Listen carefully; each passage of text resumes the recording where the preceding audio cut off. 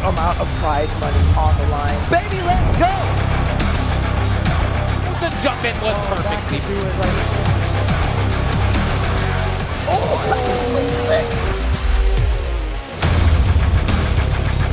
Again, this is a team tournament. We're going to see all these players go up against each other. Oh! An unbelievable block! There it is! What a way to end!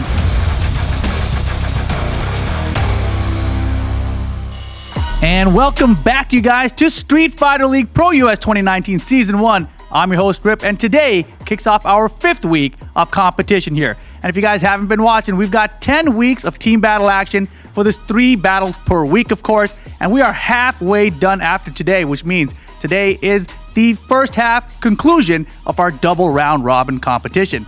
If you guys were tuning in last time, you saw 3 crazy OCVs. Let's see if we can get that started here again today, or if it's going to be more of a whole team affair as we send it over to Vicious and Tasty Steve.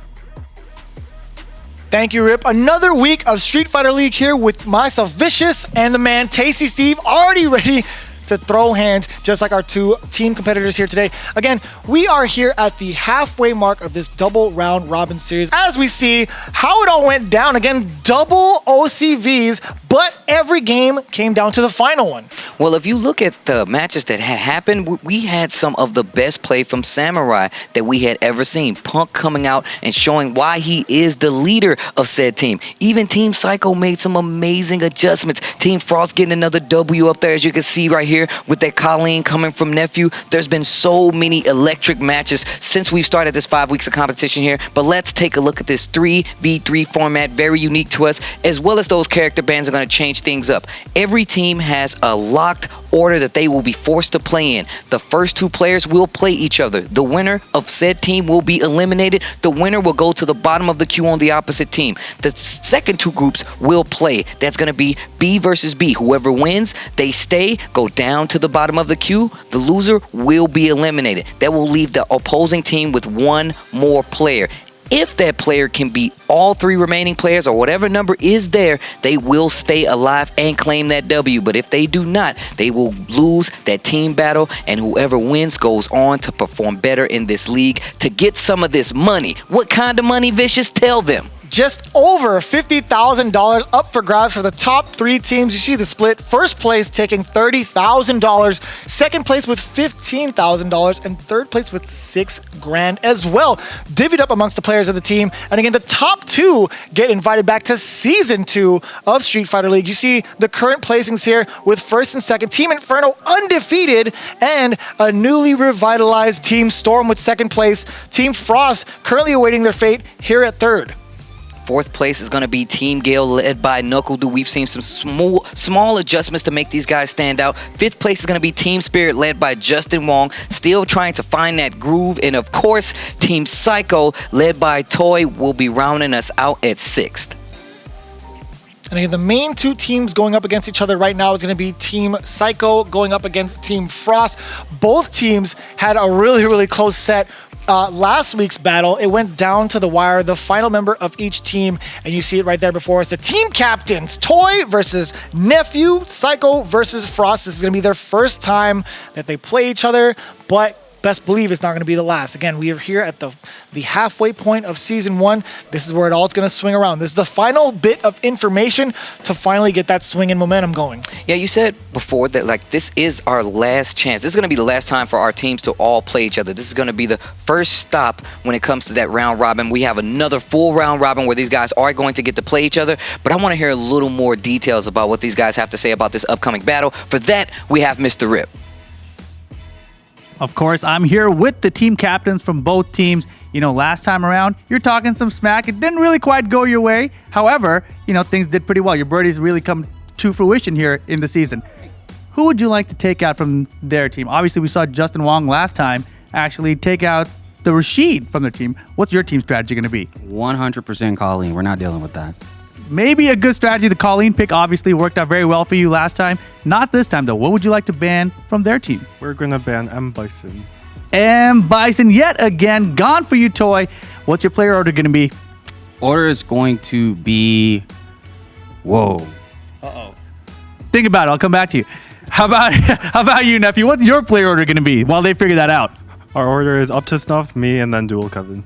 All right, so up to snuff, going to kick it off. Then you, then dual Kevin, going to anchor for you guys.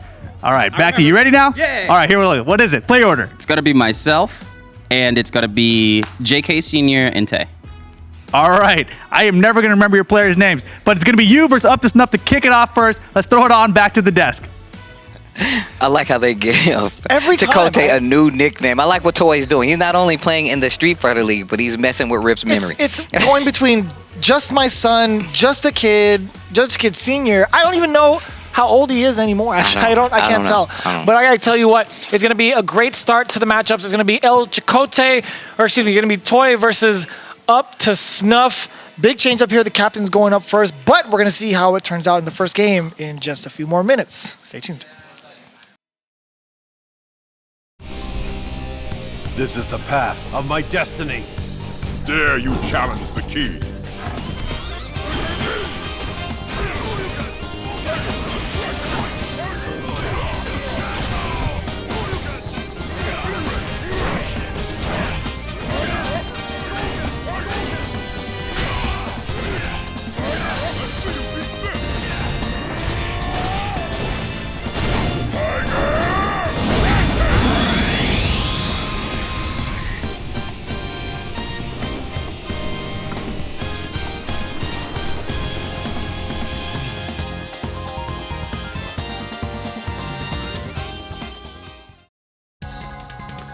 This is the path of my destiny.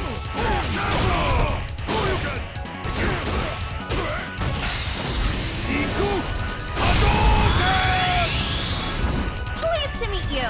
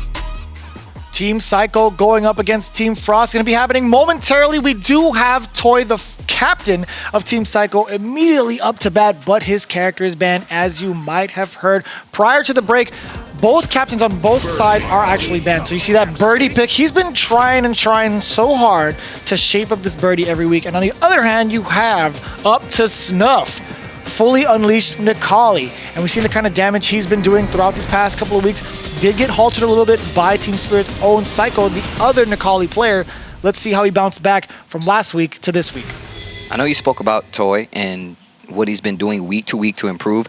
He was a game away. He was a round away from knocking out Punk, putting a 1 on the side of undefeated Inferno's side, and it was because of this birdie. I mean, he's definitely making some advances. Let's see if he can stop Up to Snuff. Up to Snuff, like you said, he did just recently lose a mirror match with Psycho, who was from Team Spirit, but you know he has the chops to deal.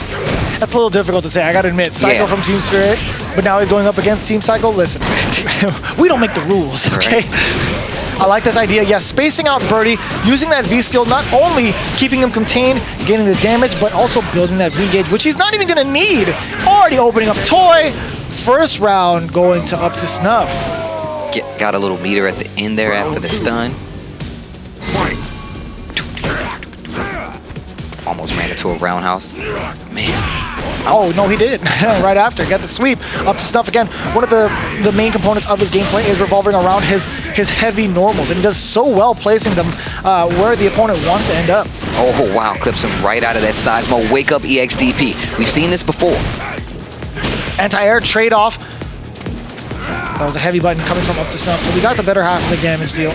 Man, that EX has gotten him so much mileage. Stuck in the corner once again. Baits it out. There's going to be a crush. Still has a little meter for the next round. And here we go.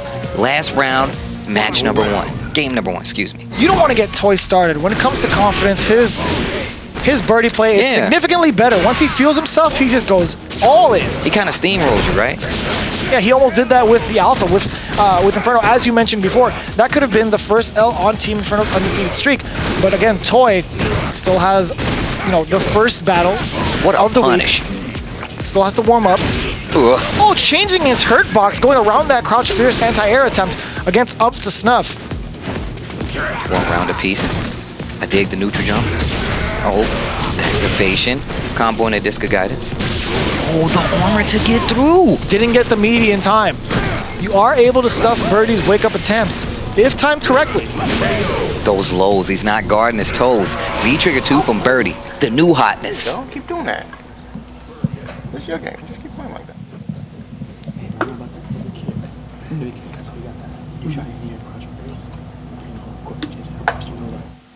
And Dual Kevin fulfilling that role as that support. He is able to take some of the weight himself. He plays very well with that Rashid. But again, the observer, as he mentioned towards the end of last week. He pays a lot of attention. Keep it in mind. Being able to talk to his players about what just happened is amazing. I say his players like he's the captain. Yeah, but he's put so much when it comes to like emphasis and details to these matchups. Dual Kevin has been one of the most talkative players we've had here in this league the entire season. If there was an MVP category other than the team captains, I would 100% put Dual Kevin up. Let's see if some of the advice that Dual Kevin presented to Snuff changes the fact that currently in a deficit. Let's see if he changes up his gameplay. Up to Snuff. Really good lead this time around. Still eats the EX on wake up. Those heavy buttons like you talked him up really well. Ooh. Nice block there from Toy. Didn't want to risk it. And that chain leaves him at a very, very interesting predicament. You can't press the button on wake up because it brings you closer for the activation from the combo. Confirm! Up to Snuff. Up around. All right, let's see what he's going to change up. Toy took that first game pretty confidently. Up to Snuff.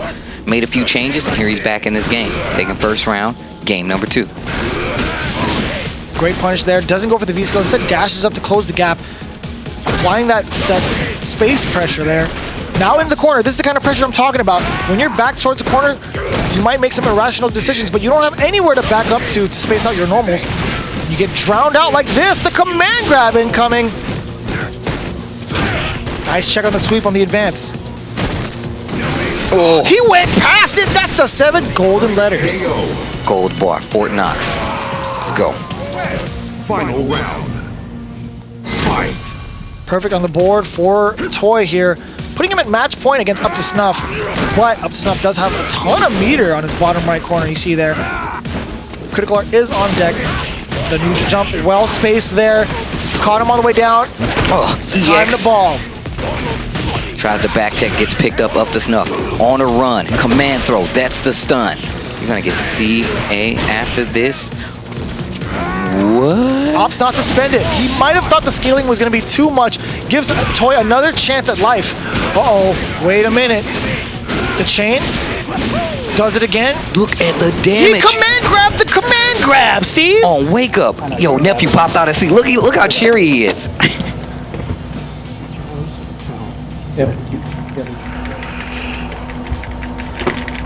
I think he planned. That'd be my command grab. Okay. Yeah. Okay, I'll start playing. Yeah.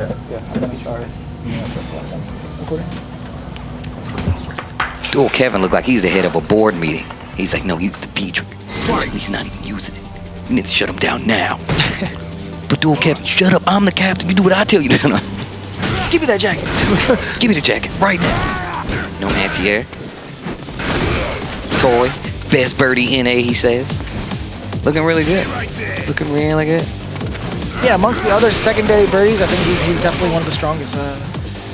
Between Idom and Rashid, JB. I always say Rashid now. Dang, that's the only JB character he is has. Rashid. Yeah, that's the only character he has, right?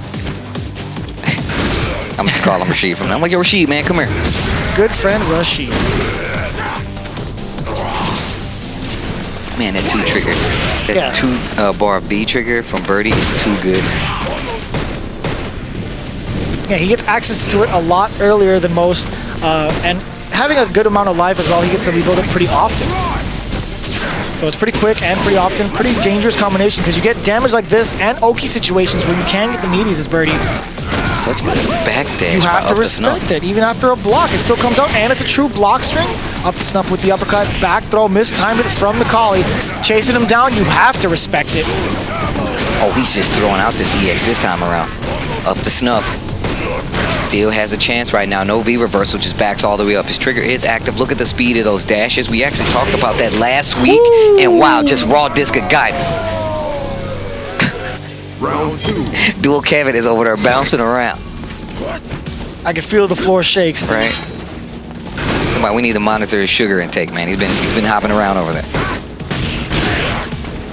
Uppercut, no, not available there. Toy changing up his hurt box as well. He's jumping in with a jump medium push. Toy's placement on buttons, you can tell he's a Bison player.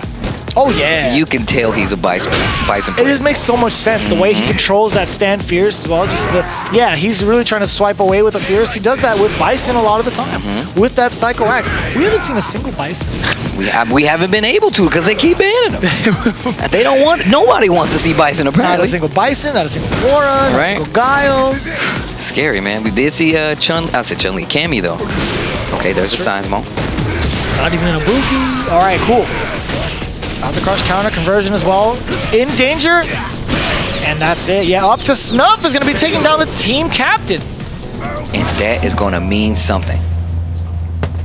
If I remember correctly, that's one of the most important wins that he's had so far in these past couple of weeks, as a majority of the times he has faltered in some of the team battles. But this is a very, very significant win for him as they come along to the second half of the round robin. This kind of confidence he needs going into this. Well, people are getting a lot more set now, right? Like they're getting used to the format. They're starting to talk a little more. Communication is getting better. They're able to kind of, eternalize as well as be vocal so they can learn more about these matchups and the players that they're facing. So I think it's rounding out when it comes to the competition. I mean, this is the last week for these guys to play each other. After this, it resets and we're going to go through another round robin. So I think this is the most important part of the season at this point. Like, you're going to take all this data that you learn from the teams fighting each other, and you're going to take that into the second half of this first season, and that's when the points are going to start adding up. That's when you're going to have your chance to make a comeback.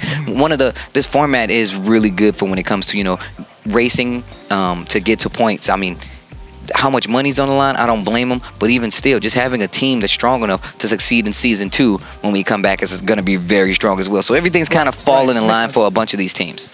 Yeah, so up next, we do have from Team Frost, we have the team captain, Nephew, up on deck, going up against Just a Kid from Team Psycho. Oh, this is going to be good. Just a Kid is one of the players here that has been doing the most damage. I agree. You can't think about how well someone's been doing outside of Punk.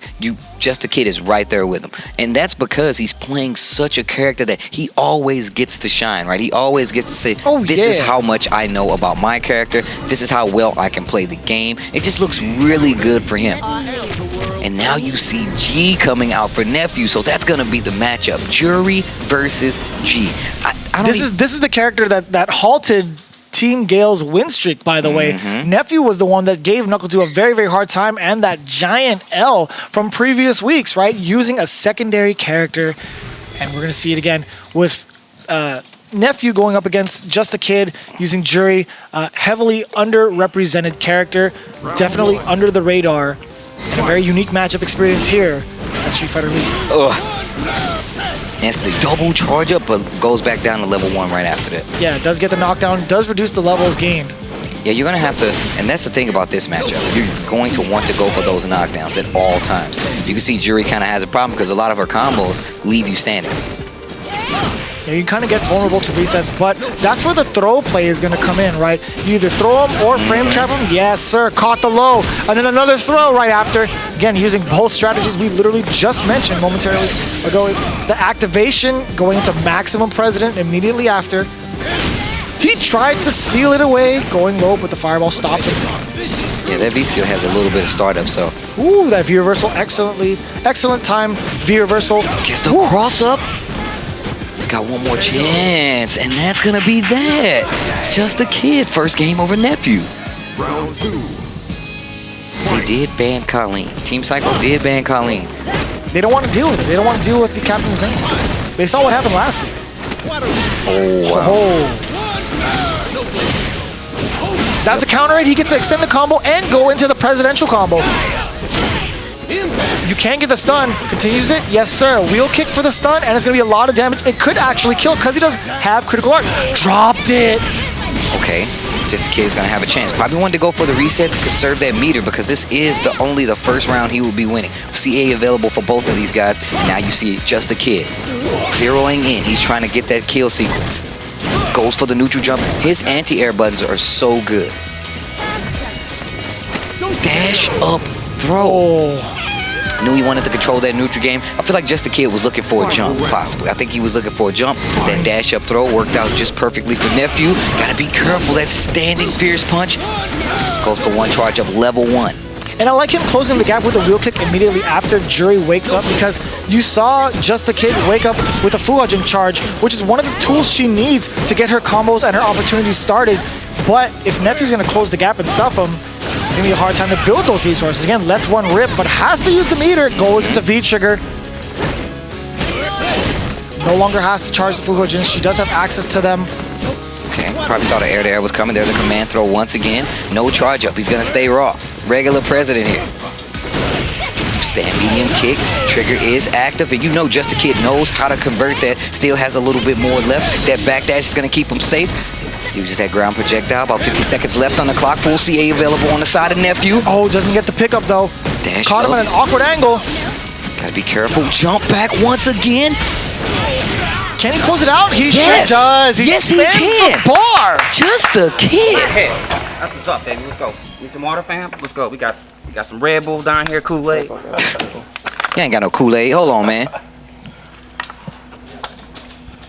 Yeah, I better not have no Kool-Aid holding out on me.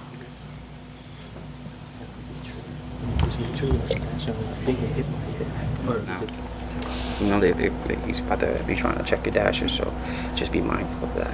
All right? Just be mindful. I ain't telling you to stop the dash. I'm telling you what he's looking for, okay? That's what I like to hear. Yeah. He's not telling you to change the game. He's just letting you know. This is one of the things he's looking out for. How do you decide to adapt? Could have had a confirm right there. Could have actually buffered DP punch right there just to get the combo. Probably not looking for it. We've seen Nephew do some crazy buffers with that stand light kick. That was coming off the standing jab, of course. Level 1 for the presidential level. He's got level 1 clearance. Oh, command throw. This is gonna hurt actually. Yeah, this is a big boy. Punch, charge up. Yep. Yeah, after that V-skill launches it up high enough for that recovery. Oh, this is going to hurt. Oh. V-reversal. Keep him locked down. Ooh, a little too far off for the command grab. That's going to give Just a Kid an opening. Oh, that is going to be a good conversion. Still has a nice chunk left here.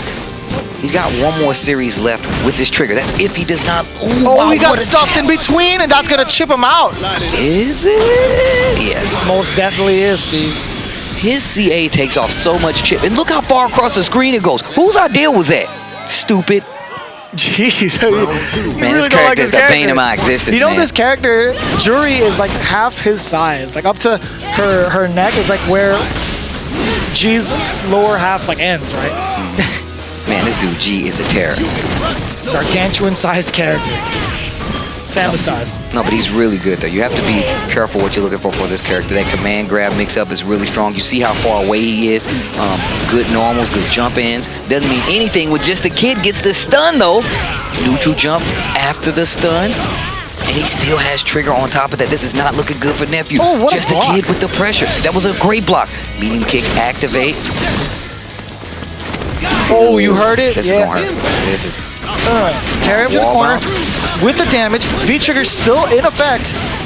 Not gonna spend it. next sequence can kill. V reversal is blocked. Full CA available. You can't be swinging when you're not supposed to. You're done. That's it. Yeah, you cannot. I tell you right now. Nice. One more, Nephew. Come on. One more. Good.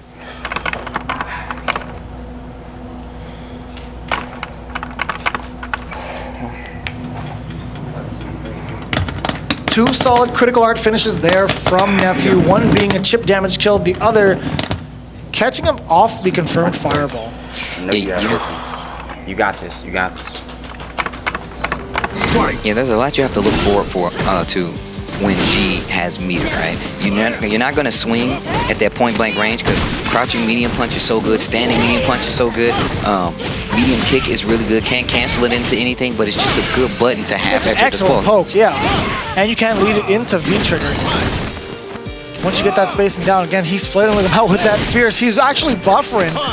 Back throw, crouching medium punch. That's what he's doing. He's at that range using crouching medium punch. Goes right to that wheel kick right after. Gives him perfect spacing. That's going to be an activation. And you see a check from Nephew just to make sure just the kid stays honest. He's getting the grasp on this matchup a little more. Air target combo still has plenty of trigger. Keeping just a kid in check with that fireball again. Gets the knockdown. Oh, another one. That is so cheap. That's the second time he's keeping track of when Just Kid wants to use V-trigger. Granted, when Jury opens you up with the V-trigger, it can lead to a lot of damage. But Nephew, he's calm about it. He's like, you know what? Spend that meter. I'm gonna hold on to mine so that you can't V-reverse anything. If you look at it, his fireball and chip game is really good. He gets to keep you in place with those fireballs, gets to chip at that life, and then he cashes out. Takes a while to throw his worth of damage, and he gets to reset and do it again. There's that crouching medium punch. Trying to confirm off of that counter hit. There's that standing light kick I was talking about before. Nephew in full control. He was at a life deficit at first, and now he has the lead. He got so much damage off of a jab. 2 straight jab hits, and again, here's that mechanic from Jury. The feng shui engine. Ooh. It's getting a little squirrely on him. That's a lot of damage. Look at the meter on the side of Just a Kid. Look at the stun. Goes for the V skill. Cross up, you dirty son of a gun. Not my day. I definitely did not see that coming. I got hit. Throw bait. It was a throw bait. Yeah, I Dash right definitely up to him. Spent that V skill. You reach, I teach. Shout out to Syringe.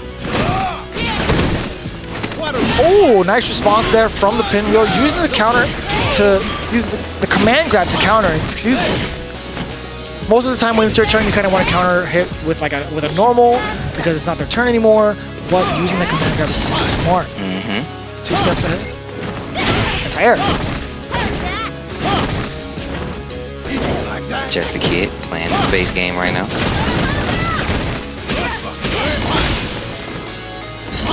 Damage there. Not much he could have done without spending the meter off of that hit. Ops just to save it. Oh, no anti-air. He uses that splat to try to get in. Now he has the corner, though. This is the final round of this match. Oh, the jump back jab. That was good. Toy with the vocal. Ooh. Gotta let that trigger run. Oh, no. He can confirm off of that.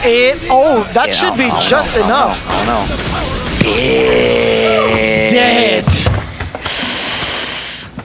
That was nothing but critical art finishes for Nephew, if I'm not mistaken. Solid W there. Great execution. Great awareness, too, of how he wants to pressure Jury. Excellent stuff from the team captain. Just a Kid played really, really well. That corner situation is really tough when G has trigger active because you can't jump. You got to be mindful of the fireballs. They're all at level 3. You still can't jump even if you have a fireball because he can just EX wheel kick through it. Man, those corner situations versus a well-educated G, especially like Nephew, is one of the scariest things you can have with this character. But that's going to give him the W, and we have one more player left on the side of Team Psycho. That's going to be El Chicote. He's going to be going up against, oh man, Dual Kevin. This is and he has his Rashid. He has his Rashid, so he's going to be able to play at full power at this point. El Chicote just the same because he has Armika. He's going to be able to play, and this is a very explosive character as well. I know we haven't seen El Chicote get the, go off like that character can, but we did see him play Brawly Legs last week, and that was an explosive match, just a sample of what that character's capable of, but I want to see what this match is going to bring for him. Yeah, he did get the W for his team last week. Chicote still trying to find his grasp here, how he's going to get his mix-up started, because we've seen the potential he has with that Armika. On the other hand, we had a huge surprise coming from Dual Kevin coming into Street Fighter League. A crowd favorite voted in. Rocking that Rashid. He's been involved with a numerous round of events for Street Fighter 5, but he's been really putting in the work, showing his stuff off here at Street Fighter League. So that's going to be 2 wins so far on the side of Team Frost. Again, the final member of Team Psycho, still currently sitting at 6th place in the current standing. Fight!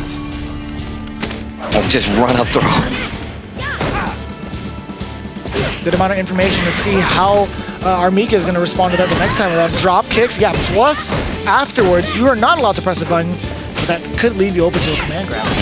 And Rashid has a lot of quick buttons that can kind of, nullify that drop kick. You see El Chicote, he's really aware of it too. That's why he's swinging with that down forward fierce, just in case he tries to get that charge started up while holding back. Dual Kevin, double throw in the corner though. El Chicote activate off the crouching fierce punch. Ooh, okay. That's not the worst thing that could have happened. He did have Nadeshko coming down because of the trigger. No confirm on that far. Medium punch, tries to dash in, medium kick. Oh no, drops the follow-up though, but he did get out of the corner. Excellent choice still. You got the damage and the side switch, and the whirlwind shot caught the startup of the drop kick, putting Dual Kevin in the first round. Round 2. Fight! Chicote firing back with a dash of his own in the beginning of the match. Tries to get a throw right there. The medium kick, very, very long range there for Rashid. Getting the Brimstone back-to-back throws, power bomb, stand short to check. Medium kick activation, enhanced mixer. Gonna get him out of that corner. Not gonna give him any damage, but still, he gets that momentum. Rashid definitely one of those characters that likes to hold control through momentum. Yeah, and being a 2-bar, okay, I was just about to say, 2-bar V-trigger, he might get it back, but there was just enough damage for Chicote to tie it up here. Look at the bottom of your screen, right? You have Chicote with Mika, 2.5 bars. That's going to be a lot of damage if he gets those conversions, or a good amount of range on those command grabs if he chooses to spend the bar. The body splash pushing Kevin towards the corner now. Whirlwind shot, trying to get that estate back. He knows, he saw the startup of it. Oh, here's that back throw. Dual Kevin, here's another throw. Splat, he's gonna be able to punish it. Back to the corner you go. Big time punish. Dual Kevin in control. Tick throw. Chicote not expecting it. Tries to hit a button on wake up. That should be the first round going to Mr. Dual Kevin. First game, excuse me. Showing a dive bomb? You definitely shouldn't have died. That got you killed. Yeah. So that right there got you killed. Yeah, horrible decision. On your point. It worked the first time, not the second time. You never want to take that away, take that out of your game. Yeah.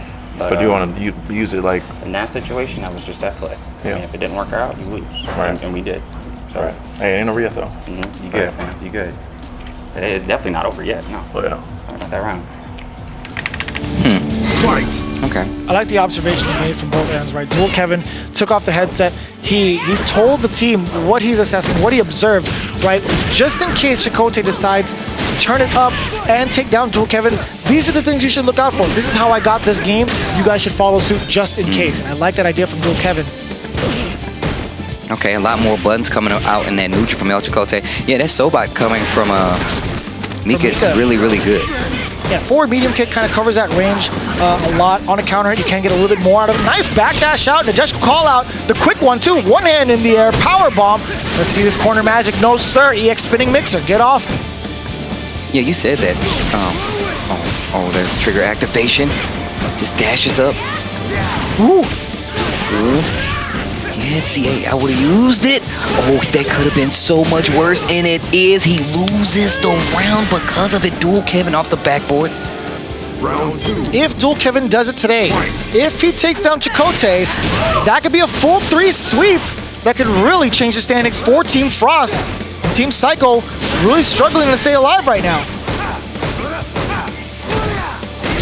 Oh, that down forward fierce. Look at all the gray life and the chip damage. One hand, Nadeshko, call out, Irish whip, reset, incoming. Oh, crouch throw. That gray life just about healed up, but just gets a little bit more. Crush counter on the standing fierce. Sets up the trigger, gonna use it for that power up tick throw. That's one. Tries to go for the overhead. I like the delay get up. Oh, that's gonna be it. Dual Kevin seals it for Team Frost, getting a solid 3-0 sweep. Yeah, good. Things not working out for Team Psycho. They're already pretty low when it comes to that ranking, but even still, a few matches there just slipped out of their control. And so I know how that close. feels. Yeah, they're getting really, really close. Just the kid, I feel like, just as effective, but I feel like now the team strategy has to turn into something else. This is your last chance now before we switch to the second half of the round robin series here. And personally, I feel like you need to go back to the drawing.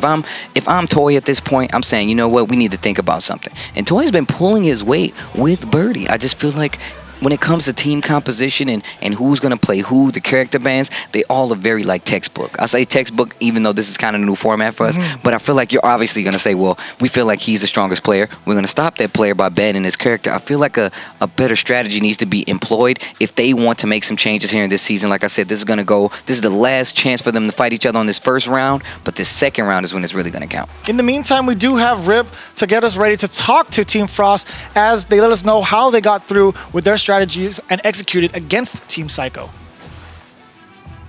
Yeah, Vicious, I'm here with the winners. Team Frost, you guys really have stepped it up the last two battles. Basically, you know, last time we saw it was you who did all the work with your Colleen. This time they said, hey, we're going to ban the Colleen, and a full team effort. You guys got the full sweep. How do you feel about that? It feels pretty good. The fact that I have such a strong team behind me really takes the pressure off. Exactly, and up to snuff, you know, you've been kind of hit or miss today, but how are you feeling right now? Yeah, after last week, me and Kevin, we went up to Nephew and we said, hey, you know, we're going to make sure, you know, we take the pressure off your back a little bit. Your back's probably getting tired.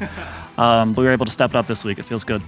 Yeah, and Kevin, you know, yourself, you know, you've been bouncing through multiple characters and basically pulling out whatever works. How do you feel right now? Which character do you really prefer to even use? Oh, still Rashid, without a doubt. But I mean, like, it's just like last week I was talking about how like I'm not doing too much, so I gotta bring the hype and the insight. But now we bring the hype and the insight and the work.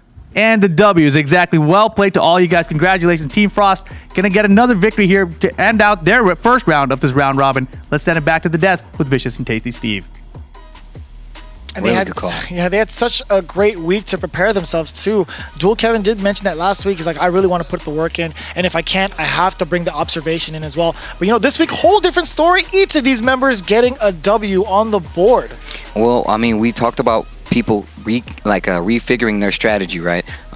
Team Frost has actually moved forward with their strategy. I mean, Nephew said that he wanted a team that can just beat everybody. He wanted the matchups on his side. And now you hear Up to Snuff, you hear Dual Kevin say, well, we know our roles on this team now. Like, we know that. And even going so far to talk to their team captain and say, hey, what can we do to be better? What can we do to be of a service? And that kind of changed the dynamic of the team. You see Nephew pulling out a lot more wins from under his belt. You see Dual Kevin getting a lot more comfortable. Up to Snuff showing his true colors. Right. The dominant person that he is, especially with a character like Nikali, that typically does not get called out. And even still, he has a very strong secondary in Akuma. So I feel like there's so much we can look at here as we check out these standings. Back at the bottom, Team Psycho 1-4 with the worst record so far. At 6th place, Toys got some thinking to do. At 5th place, place, the world's worst tier maker, Justin Wong. Team Spirit will be 5th. At 4th place, Knuckle-Doo, quite a fall from the top that we've seen these past few weeks. They're at 2-2.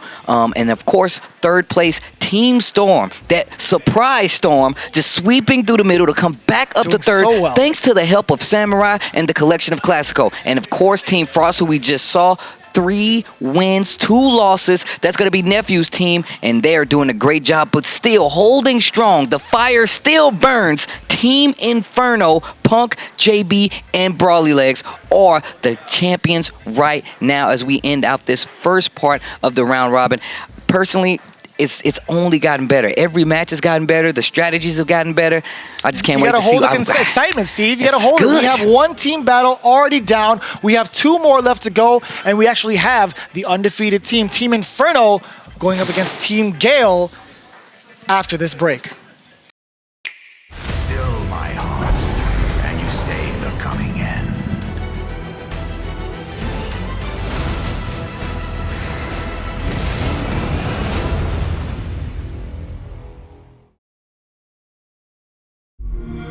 Do you struggle to find happiness? Do you get the feeling there's something greater for you? There is.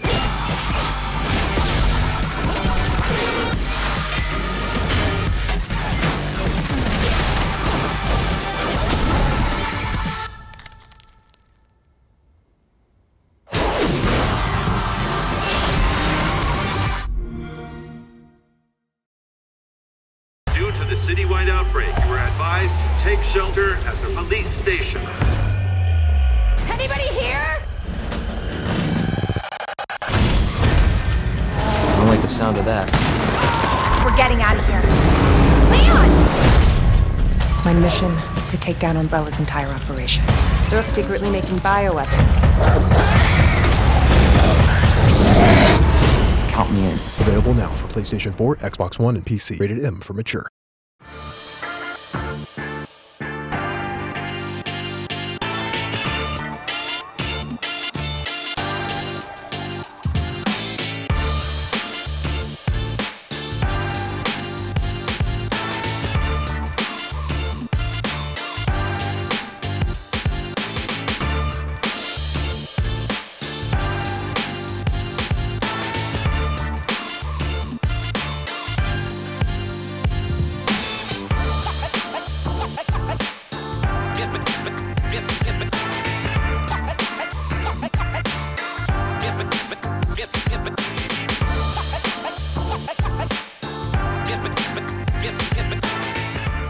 The second team battle is just about to go underway. We do have Team Gale going up against the undefeated Team Inferno, led by their team captain Punk. I wonder what Team Gale has up their sleeves to kind of decide for their ban and their character selection. You see Knuckle-Doo up there. He did experience the undefeated life in the very beginning of this circuit. But again, this is their first time going head-to-head. Yeah, as you can see here, the games won are pretty different. 28 games won for Team Inferno, 22 for Team Gale. These guys, I can tell you right now, Team Gale have made a little changes, but they were at the beginning of this, they were the ones to beat. But now Team Inferno, with that undefeated streak, holding really strong in the later half of this first part of the round robin. Yeah, and what's absolutely crucial is what's going to come from both team captains in terms of the player order as well as the character bans. This could spell trouble for either team. Let's see how it plays out with Rip standing by with both captains. Alrighty, here I am with 2 of the superstars from the CPT world. We got Knuckle-Doo and Punk. This is the end of the first round robin, and you guys have yet to play. Punk, your team's still undefeated. Knuckle-Doo, what character would you like to ban from their team? And tell us a little bit of inside why. We're going to ban Karen because that's clearly his best character. And it's probably just JB and Broly Legs left. I mean, he has a Colleen, but we're banking on Shine to get rid of that. All right, banking on Shine to get rid of that. Of course, Shine has been the target of most teams' ban here. What would you like to ban, and tell us why, Punk? I actually want to ban Salty Watermelon. Apparently, that is Shine's thing, so I don't really want that around me, you know? But if we cannot ban the Salty Watermelon, oh no? Okay, so I guess I'll ban Ibuki today. Gonna be a ban on the Ibuki there. And now tell us, of course, Knuckle-Doo, we need your play order. What was it? It's Shine, me, and then Rob TV. All right, so Shine going up first, Knuckle Dew, and then Rob TV. What's your player order there, Punk? Me, Broly Legs, and JB. Alrighty, so Punk versus Shine, gonna be the first one. That's what you wanted to go against him, right? You wanted Shine to go, and he got what he wanted. Let's send it on back to the desk. Textbook bands right there. How did they know they were going to go up against each other? Like, how did Dew know that Punk was going to put himself first? He's like, we're going to expect Shine to take care of Punk first. That was really That's clever. part of the Good call. mindset. That's part of the mindset. You have to. We're a few weeks in at this point, and now you're starting to see how these guys are thinking about some of these matchups, what characters they feel like are a bigger threat, what players that they feel like are a bigger threat, and that's what's kind of guiding these bands and guiding these character blocks, because they know they don't want to deal with a full-powered Punk. We've seen him OCV by himself teams with a powered-up character, Karen, his character of choice. So I feel like it's really smart to do so. Yeah, and you saw the bands below your screen. You did see the Karen kind of halting the team captain. We see the kind of damage that Punk has been doing once he revealed the main character, but they're going with the Ibuki ban again, halting Shine this time. He just wants to play his main character, but we're going to see how he plays out. Team Gale versus Team Inferno when we come back. This is the path of my destiny. Dare you challenge the key?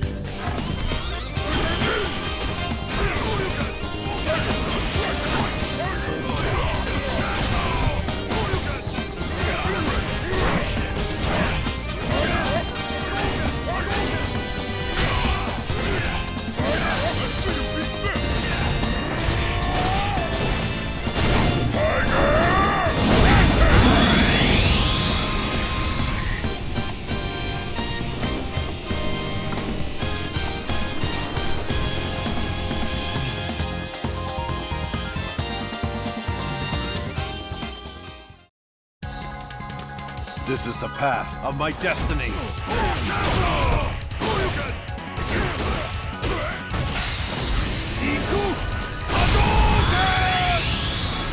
Pleased to meet you.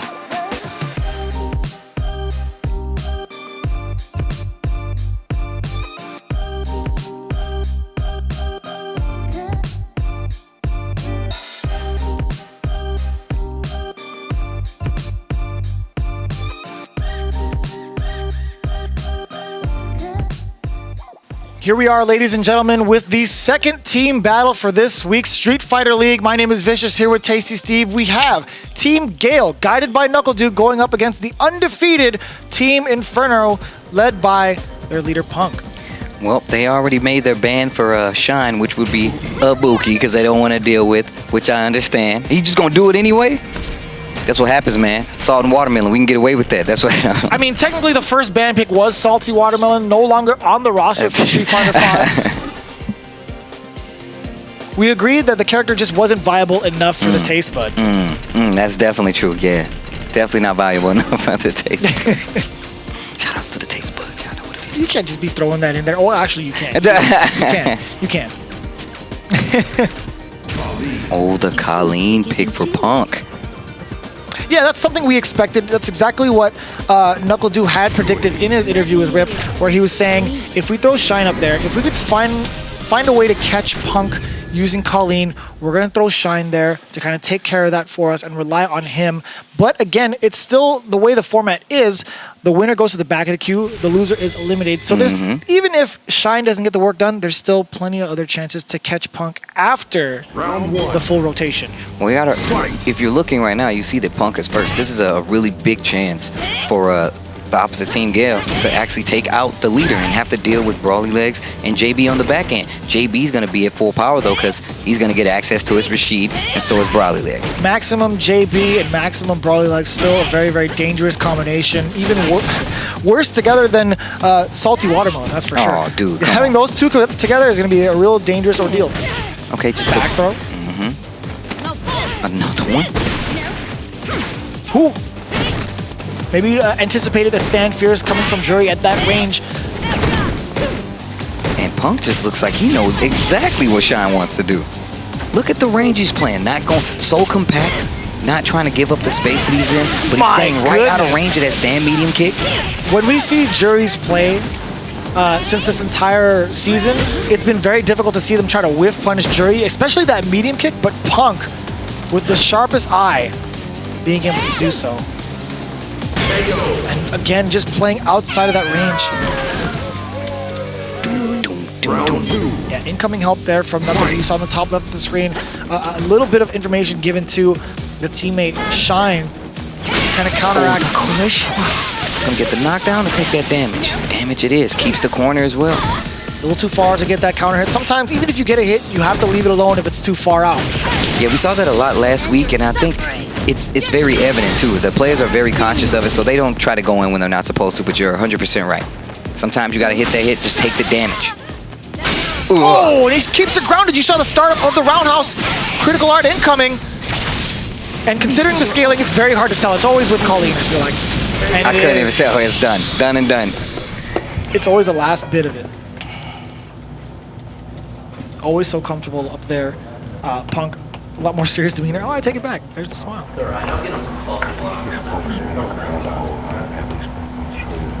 Ooh. Giving him some bars right now. I don't, you know, Punk is always playing that psychological warfare. He looked right over the team, just glaring daggers at him. He's just like, what do you guys have to do about this? Did you hear what he said, though? Did you hear what Rob P said? I couldn't hear him. He said he was focused on the ground game. He said you need to make sure you either jump or just get out of that range. Something along those lines. I know he said the ground game. It does make sense. We haven't seen like a single jump from either of these competitors. Powered up Hailstorm. Oh, the neutral jump off the read. It's like he knows. As soon as he sees the V-trigger, he's well aware as to when Shine wants to pull out that pinwheel. You know, that's the second time he did it. That was the second time he did it. Ugh. He would try to do split kicks to get in. That's the second time Punk just neutral jumped and punished. That's right. He just has the right predictions. I just feel like they play this matchup a lot. I feel like this kind of sucks for Shine because I feel like he knows exactly what he's looking for. Oh, that's what I'm talking about. That's what I'm talking about. We're gonna leave that up there, actually. Oh, that's gonna hurt. Oh, I can smell it. Don't you do it, Steve. Don't you do it. Again, kind of hovering around that range that Jury wants to be comfortable at. But Punk, yeah, he's firing right back. He's not falling back. Relentless pressure. Icicle, that was a big one. He walked the green mile and threw his dude in the corner. There's another crush counter. Didn't get a combo off of it this time. Oh, and the side switch. Yes, sir. Shine, but couldn't complete it. Too concentrated on that salted watermelon.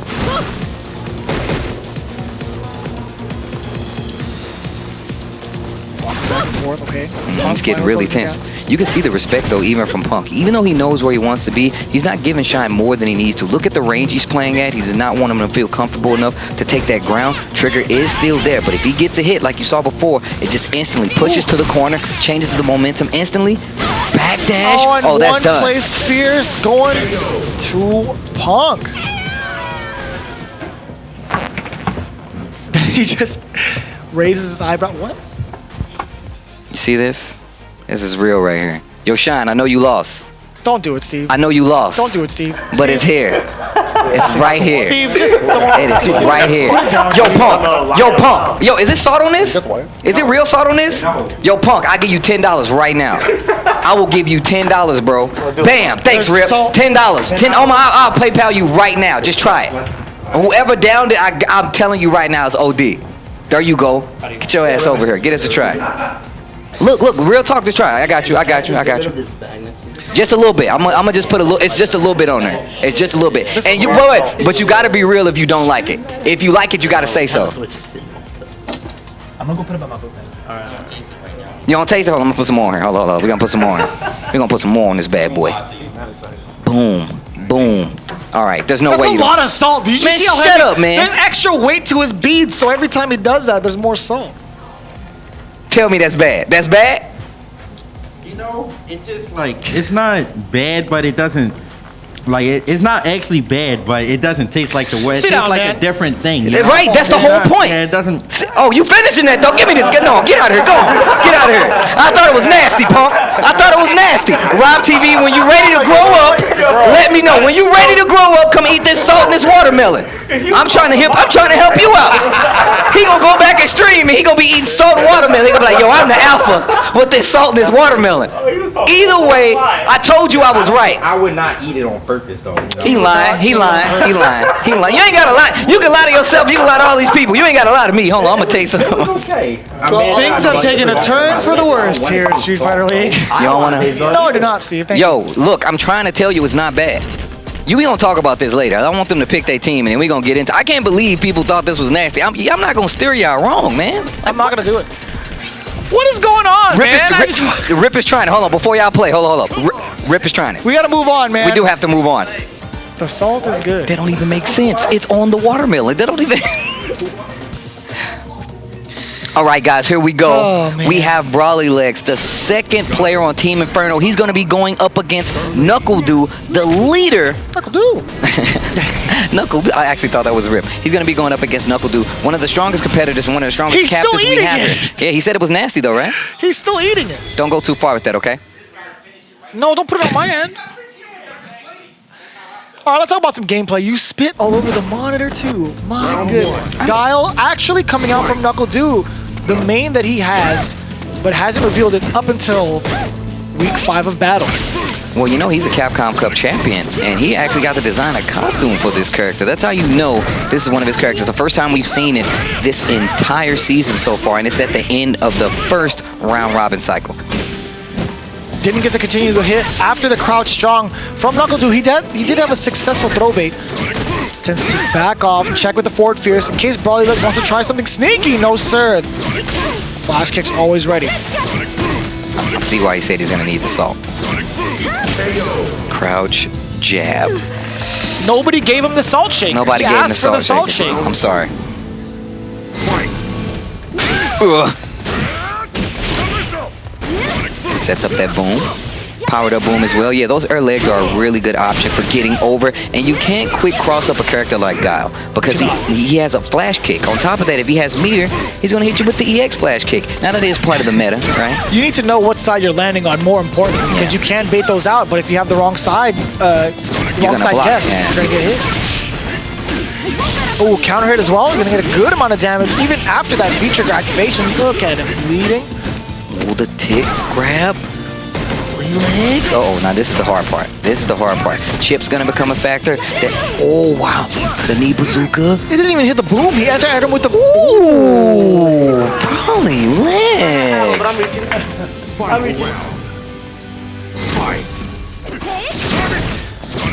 I like the assumption there, though. He immediately started off with the crouch strong to kind of duck under the boom if Knuckle Doo decided to start the round that way. I like that EX to stop the approach. That Sobot. Just backs up, doesn't even want to check it. Punishes that sweep with one of his own. Knuckle Doo looking really sharp right now. I like how Brawly Legs backed off, being weary of the kind of, the nature of Knuckle Doo. Doesn't want to eat that EX flash kick, right? Nice jumping, perfectly timed there from Brawly Legs. Oh, wow. I'm not sure what that was, but it gave Knuckle Do a chance. He eats a powered up boom. Almost gets under it. There's a throw into the corner. He has trigger. So Brawly Legs is not out of this yet. Block. Oh, slides under it. Tries to go for the overhead. Eats another EX. He still has a little bit of trigger left. Guile has boom. No meter to do so, but that medium. Okay. Boy, we got a boom.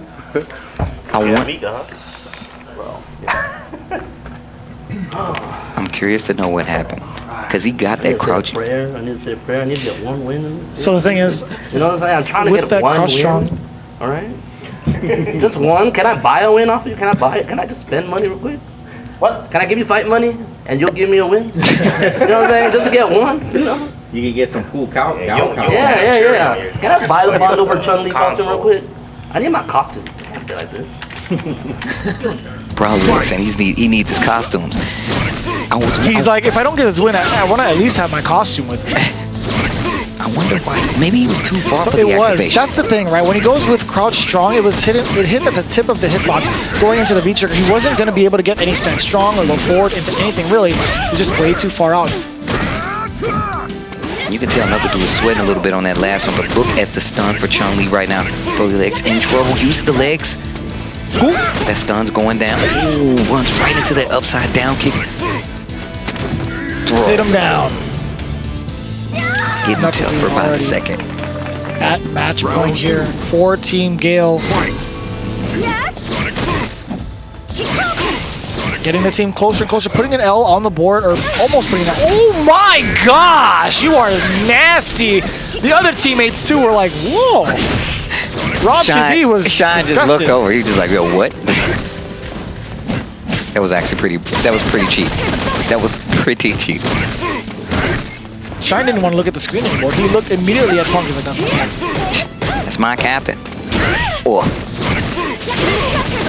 Oh, wow, just not close enough to get a clean hit on those EX legs. There's the activation. Yes, sir. Now we can continue the combo significantly closer from the last time we tried to activate.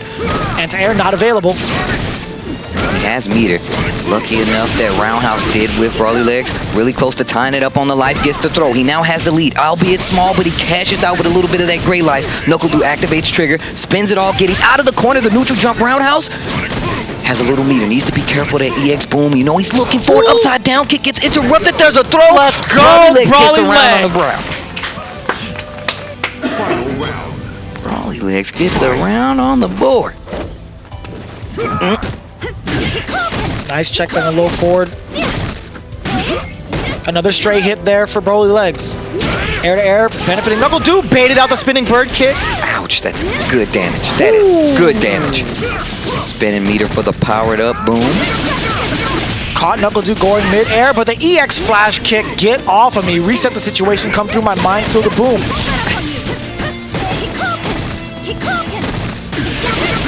Okay, that trigger helping him out a little bit right there. Oh, wow, didn't get the flash kick. He tried to go for an anti-air with that crouching hard. Yeah, you can't anti-air. Air to air. Brawly Legs gets one on the board versus Knuckle Do. I'm feeling it. Let me get some orange. I'm about to pop off this chair real quick, dude. Oh my God. You know, I went from wheelchair to crutches. You know, next time I'm just gonna need a blind dog. I'm leveling up in the world. You know what I'm saying? Brawly Legs with the level up. You know the matchup. Been fighting Gauss and Street Fighter. Oh man. Keep it together. Keep it together. Yo, Knuckle Do better do something, man. Brawly Legs is on his way. Oh, big punish time. Yeah, nice work there from Brawly Legs. Sweep to sweep. That's what he tried the last time. Did get the punish this time. Knuckle Do, great awareness there. Coming down with legs. That V reversal. Brawly Legs uses that fireball to get in. Back roundhouse side switch, anticipating the EX flash kick. Great call from Brawly Legs, but there is the regular flash kick as the anti-air. Oh, no anti-air V reversal.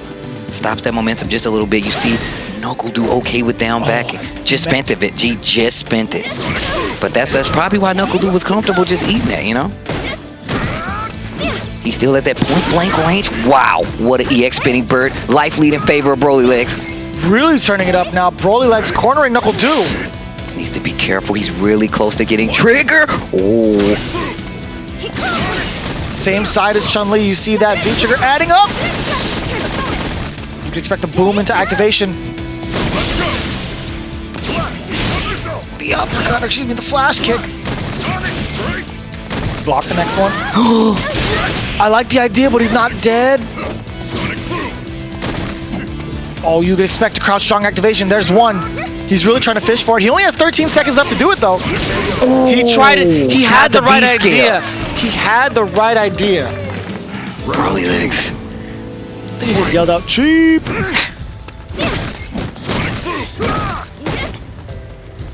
Good patience so far. Broly Legs definitely. I was talking to him yesterday and I said, hey man, you have some of the best match rebuttal I've ever seen, right? He loses a match and almost all the time he wins that second match, and it's because of these small changes. It's a really good strategy to have in a game like Street Fighter V. Oh wow. Yeah, being able to rebuttal and like counteract that quickly in a moment's notice is a super strong trait of a professional player. Getting impatient, gets the interrupt. This is going to be a chance for Broly Legs right now. No meter on the side, makes him block it.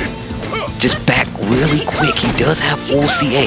If he can get that bar down enough and make him avoid getting trigger, he can definitely take this. Oh! Oh no! Oh no! What a jump! You hate to see that happen. You really do. Alright. Holy shit. He kept trying to listen to me. Bro, he could have turned that entire thing around. Yeah, I kept... Yeah. He could have. With critical art, any misplaced boom, any wrong movement could have led to critical art and an Oki situation for Chun-Li, but that wasn't the case, luckily for Knuckle Dew, with a very well-placed jump. Yeah, if you saw what happened there, like Knuckle Dew's back was to the wall. He had no meter, and on top of that, he was close to getting triggered, but didn't get it just yet. Broly Legs took that advantage to try to walk him down, but he didn't anticipate a jump, which I don't blame him, right? Because he actually got anti-air with that EX spinning bird quite a few times. We're going to take a look back at this last match. And that stand light kick. You know how hard it is to do that? That is ridiculously hard. Like, that is really hard. I'm not overselling that. That is stupid. If you don't buffer that correctly, you do get the critical art out, and that's not even going to combo if you don't even get the hit, right? If you were to just whiff it out and you mistime it, it comes out. If they were to block it and it comes out, you lose your critical art, no damage. He got it on a hit confirm, Steve. Hey man, Knuckle Dew. He buffered it correctly. Capcom Cup champion, Knuckle Dew, for a reason. But that's going to be that for Broly Legs. He is eliminated from this team battle. JB is up next, and he's going to be going up against Rob TV. His name is Rashid now, Steve. Oh, yeah, I keep forgetting, man. My boy, Rashid versus Rob TV. Yeah, that's right. He finally gets to play as Rashid. This isn't like the first time we've seen it, in all honesty. Again, this is only week 5 of the battles so far. We're at our halfway point for the double round robin. So this is the last chance for both of these teams to get that information to really, really bring it together as Season 1 comes along, right? So Rashid is what you can expect from JB going up against Rob TV's Karen, if I'm not mistaken. No, actually, I take it back. Karen is actually banned. Yes. And Guile's already taken. I'm actually scared for Rob TV. He has other characters. He's well versed in the world of Street Fighter V. He's got another character. I have faith, you know. Dawson? No. Okay. Well, look, I'm not surprised by this at all. Because I feel like he's tried this character. He can definitely play this character. The way he plays Karen, just full force going in, he can play Nikali. Yeah, just to kind of remind you guys at home, for those of you following along with this team format, if there was already a character played out, another teammate cannot repeat that same character. This is a character lock through and through. You only get one selection per team battle of every character. Which is really cool, because now you get to see what is 35 characters in Street Fighter V right now. You get to see a bunch more of those characters. We saw a Falk in earlier weeks coming from Justin Wong. That was the first week, yeah. Yeah, Rob TV looking like he's comfortable with Nikali, at least right now. Guarding the legs, nice interrupt. Wasn't ready for the confirm though, could have got a combo. Nice anti-air, or excuse me, air-to-air. Stand strong, or dang, jump strong into Eagle Spike, excuse me. Goes for the neutral jump with the roundhouse. Oh, got caught in between. Not quite the stun yet. That was very interesting. He was one more hit away. Needs to be careful. Stun is becoming a factor. Yo, he is checking jabs with standing strong. Gets the crush counter. Ooh, spins all that meter. Look at the damage up there. Life lead tied right now. Command grab. That's it. Ooh. That is it. You see Knuckle Dude with a cheese on his face. Keep it in mind, Team Inferno is undefeated. If somebody can take out Punk, first they got to stop JB. They got to go through JB first. Maximum potential Rashid player. Nice counter hit conversion there. Gonna get the corner carry as well. EX uppercut from Rob TV. You can't keep him contained. But the fear spinning mixer. Great anti-air choice. I like these conversions coming from Rob TV and this Nikali. Trigger is available for Rashid right now. And Nikali is getting closer and closer to getting his as well. And you do not want him to get it, I guarantee it. Backdash there. Back throw to keep him in control. Rob TV gets the sweep after the activation. Excuse me, JB gets the sweep after the activation. Close enough. Whoa. Oh, he dropped it. Back in there, and the disc guidance raw. Rob TV with a smile, looking old. He actually looked up. What was that laugh? I know. That was a very calculated read on Yes, the right. movement. Good job. Man, stop Thanks, acting bro. like Nikali. I should just do it. You just put your face on the pad and that's it. It ain't that hard. Well, all right, you know, Brawly Legs calling out Rob TV on his quote-unquote read. He's like, no, you just put your pad on your face. That's what he said. Okay. Now talk to me about this offense right now. JB is just completely relentless when it comes to mauling Rob TV down to the corner. One of the things that Nikali excels at is controlling that neutral. So I feel like him playing the ground game is really strong. I think JB knows now that he's committed to playing that ground game. That's going to make him a lot more mobile. That's why you see this first round go so much faster. He's like, oh, you want to stay on the ground with me? That's not smart. JB was playing a little back. He's like, I want you to jump a little bit. I want some of these air-to-airs. But now he's just going straight because he sees that Rob TV is willing to swing at this range. We saw him throwing out, standing strong, confirming into full disc guidance. There's the jump. Yeah, you're focusing too much on the ground. You forget about the air approach sometimes. And you know, it paid off dividends for JB. Now he's going to get Nikali in this corner with 50% already. That throw stun is a factor, Steve, and it gets it.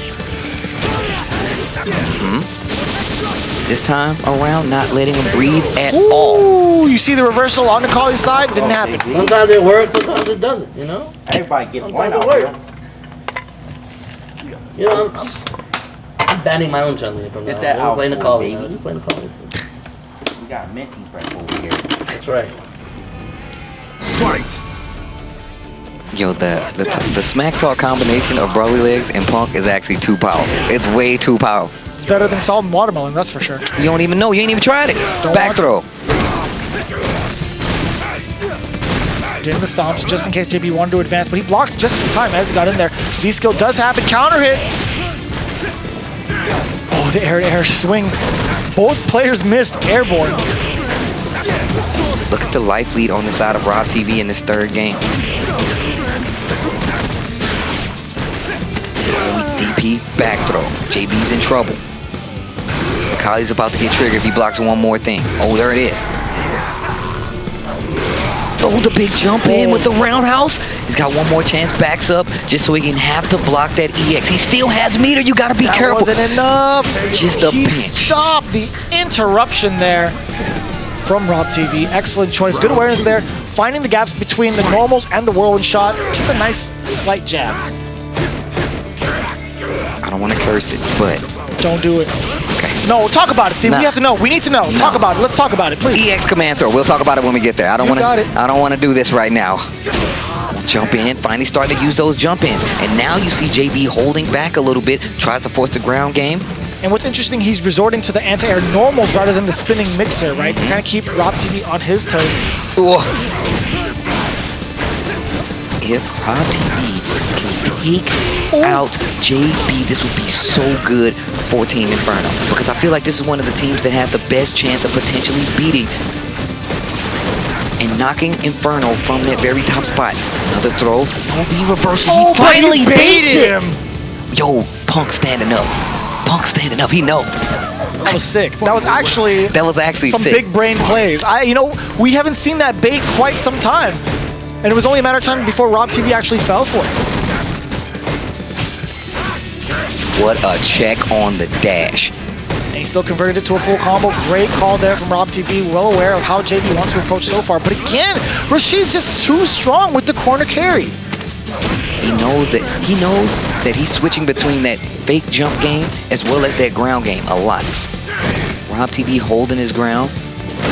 He does not want to get too close to Rashid. He knows how this goes. We haven't seen a reversal EXDP yet either. The last time we saw that, we did get a big time punish. EX command grab going for the damage. Look at all the blocked medium kicks. Caught him back dashing. A ton of damage and the side switch. This is crazy. JB could possibly do what he does. The dash low. You go for the legs. You go for the legs. You go for them. Come on, JB. Nobody got legs in this goddamn competition. Nobody's got legs. Not you, not him, nobody. You chop him up. Steve, keep it together. We okay. He said, we have legs. Nobody's got legs in this competition. Not you, not him. That's what he said. So that's a W for JB, mostly for the morale of Team Inferno. That's going to put 2 players left on the board. Punk going back in it again in the rotation. If the winner wins, they move on to the back of the queue, and then the loser gets eliminated from the team battle, which leaves us with the sole team captain of Gale, NuckleDu. Well, we're going to see how this plays out. But this is one of the strongest bouts we've seen here, right?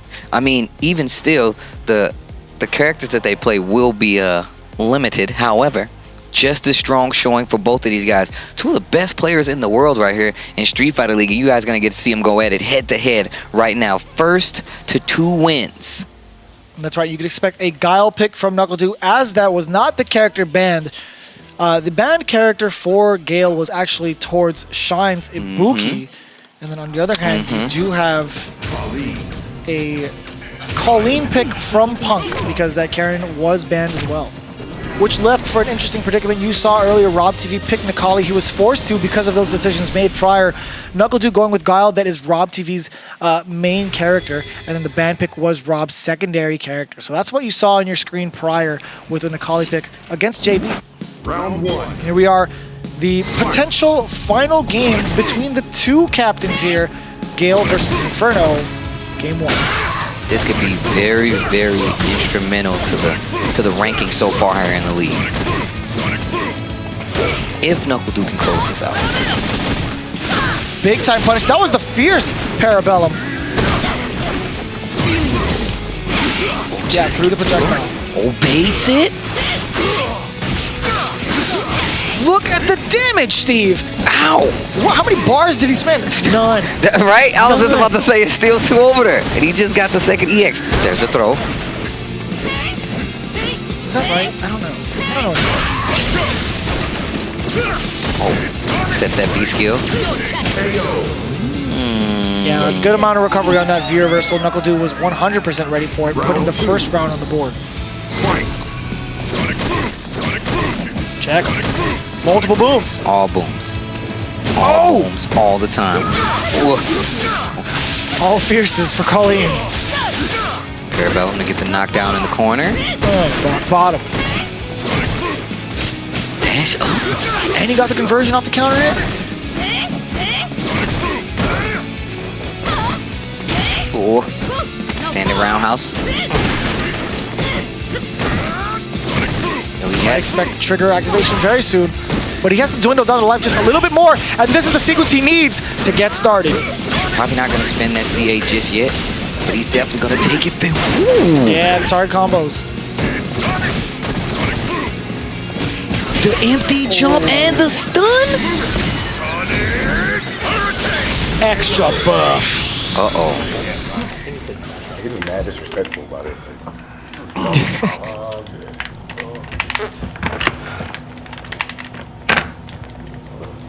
You train with him battle lounge? I love his demeanor. He's one moment Punk is completely focused. He's like, man, I lost. And then he just comes back with a smile on his face right after. Right? He instantly just decides what he needs to do, comes right back to the Yeah, game. he's like, yeah, I got this. Back throw, yeah, forces Guile more towards the corner stand. Fierce doesn't convert off of it, rather just dashes up, catches NuckleDu by surprise.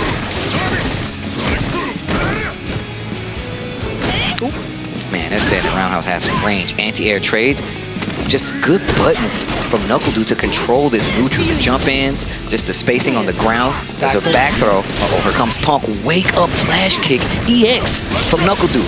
Cancels the sweep in the solid puncher trigger, and that's going to be another round. Ooh, we you know might what that see the means? first loss on the side of Punk this in all 6 of these weeks.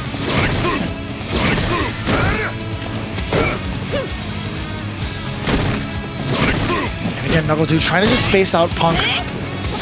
Oh, sit him down. You saw the icicle step midway through. Sit him down again. Upside down kick, defying gravity. Here comes that V trigger 2 activation.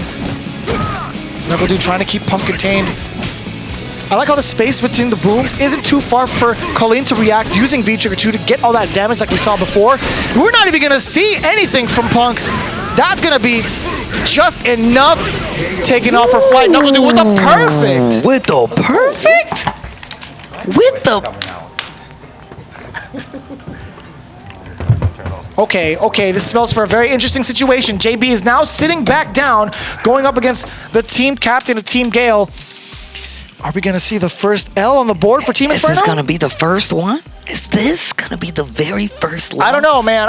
Okay, so look, the way it plays out, I think Rashid's going to have a better time considering the changes made towards Guile in Season 4. And JB, this is his main character. Right? This isn't a secondary he's going up against, so it's max potential JB. Going up against NuckleDu. He's still going to be 2 out of 3. This is the final team battle between these two. The match between these two is going to be intense, as, you know, it's going to really change up the standings. It's really going to shake it up here. So if you had to guess right now, if somebody said, hey, man, who's going to win? Mr. Vicious, who's about to win this match between NuckleDu and JB? Oh, man, this Who are is you tough. saying? This is very tough. I think it's fate. I think as close as every single match has been between all the teams, I think Gale is going to be the team to do it and bring the rest of the team from Inferno back to even with the other competitors. Yeah, that's right. They're going to send them off their high horse. I think NuckleDu is going to potentially do it against JB. Okay, we're about to find out. I wish you asked me afterwards because I feel like I'm going to commentator's curse it, Steve. JB's going to win. Oh, man. Just to offset it, right? Immediately before. Okay, I like the idea of trying to V-skill past it, but the space that NuckleDu was at was able to catch him with that V-skill enhanced Sonic Boom. Rashid. Good on controlling the ground, just a little too late for that anti-air. Puts him back in the corner, the crouch jab didn't work, that jump light. You gotta remember to change up those jump. Delay your fall a little bit, change that hitbox a little bit. A lot more likely chance to cross up. Oh, enhanced Eagle Spike anyway. And the side switch on top of it, forward throw. Oh. Thing is, I can tell you right. Big punish. I know that JB has experience in this matchup. His brother plays guy. Gets rid of. There's still one there. What? There was one boom left. That was cheap. I wish I had saw NuckleDu do the bite. He was like, yeah. He bobbed in his chair. He's like, he was feeling. He's like, yeah, I'm hot. I've never seen him expose that much rhythm in my life. I think this is pretty cool.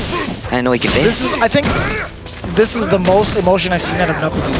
Yeah, that's 100% true. And it took Street Fighter League to bring him out of. Whoop. Okay. I like it. Yeah, again, the spacing of the booms and the spacing of Rashid when he decides the V-skill hasn't paid off for JB quite yet. It's so difficult because like, the recovery on boom is very little, very short compared to most other projectiles, right? That's what makes him so good. Wake up EX flash kick. JB needs to be careful. Solid puncher activated. Waits for it. NuckleDu taking his time. Oh, knife conversion on the straight hit. Forward strong counter hit as well. Uh-oh, critical art incoming. NuckleDu with the conversions. Immaculate play. Let's go. Come on, bro. That's Knuckle Dude thing, bro. Come on, man. so lucky? Let's go. I'm only saying that because I want to go in, otherwise I mean. You're doing fine. Just a little bit. Don't tell me. You're fine. Maximum concentration, JB going up in the second game against Knuckle Dude. Team Gale can potentially take down Team Inferno's almost invincible streak right now. Almost invincible. I don't know, man. They still rocking with the 4. It ain't over just yet. Rolls right behind it. That Trigger 2 is active. Powered up tornadoes.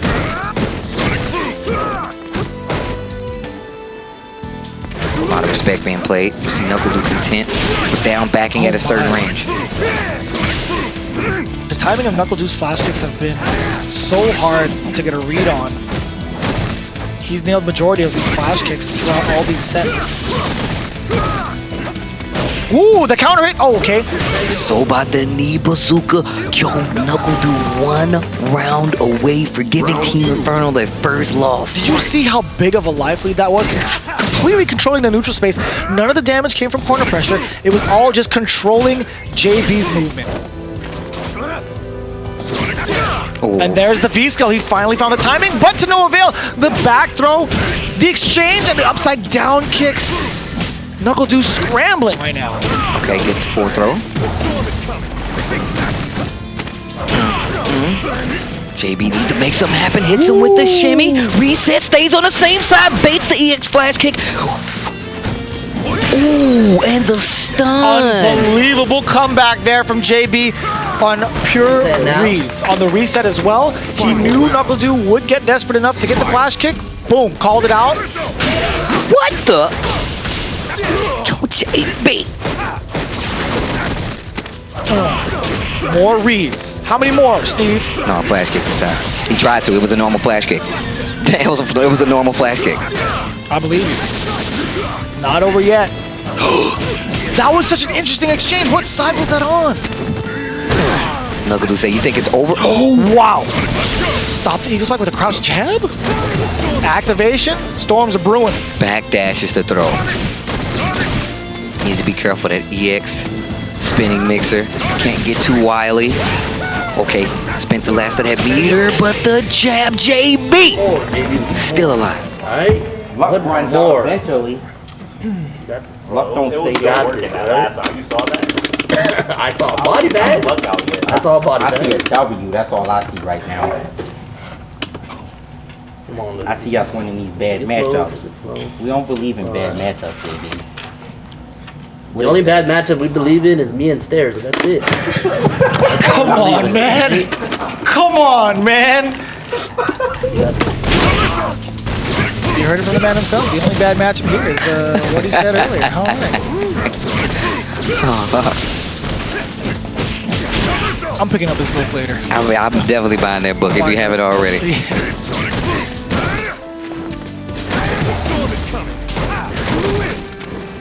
JB, after climbing back, foot was halfway in the grave. Yeah, that's right. He was, or Knuckle Dude was at team battle point for that matter. If he eliminates JB, right? JB coming back again with the callouts on the EX flash kicks. No more meter on the side of Knuckle Dude. Crouch strong anti-air, keep him contained. No buttons there pressed from Knuckle Dude, but still, this throw is gonna be a problem. Another throw. Can't afford to get a frame trap. No, it's a cross-up. JB now turning the tide completely. Good shit. Round 2. Unbelievable amounts of reads here and an adaptation from JB. Very impressive work again. I might be wrong completely from my initial prediction, Steve. You made me do it. You made me do this. Knuckle Dude trying to give himself another round to figure this thing out. Oh, air to air with the light. EX spinning mixer right next to the hot dog stand. No mustard on the throw. Extra relish on the flash kick. JB just needs to catch up now. He's on a life deficit. Oh, it's going to be a little sauerkraut if he loses this round. Oh, look how low his life is. Best believe he takes this. He might cry. There might be onions present. Activation there on the V trigger. Oh, Back that's throw a weak bug. instead. It's actually down to the final round. Final round. Fight. Ooh, EX flash kick. I'll spin it all. Big spinner. I'm at the bank anyway. Deposit this flash kick. Oh, big jump in again. Tried to rob him from the ground control there, going airborne. Ooh, check the fist.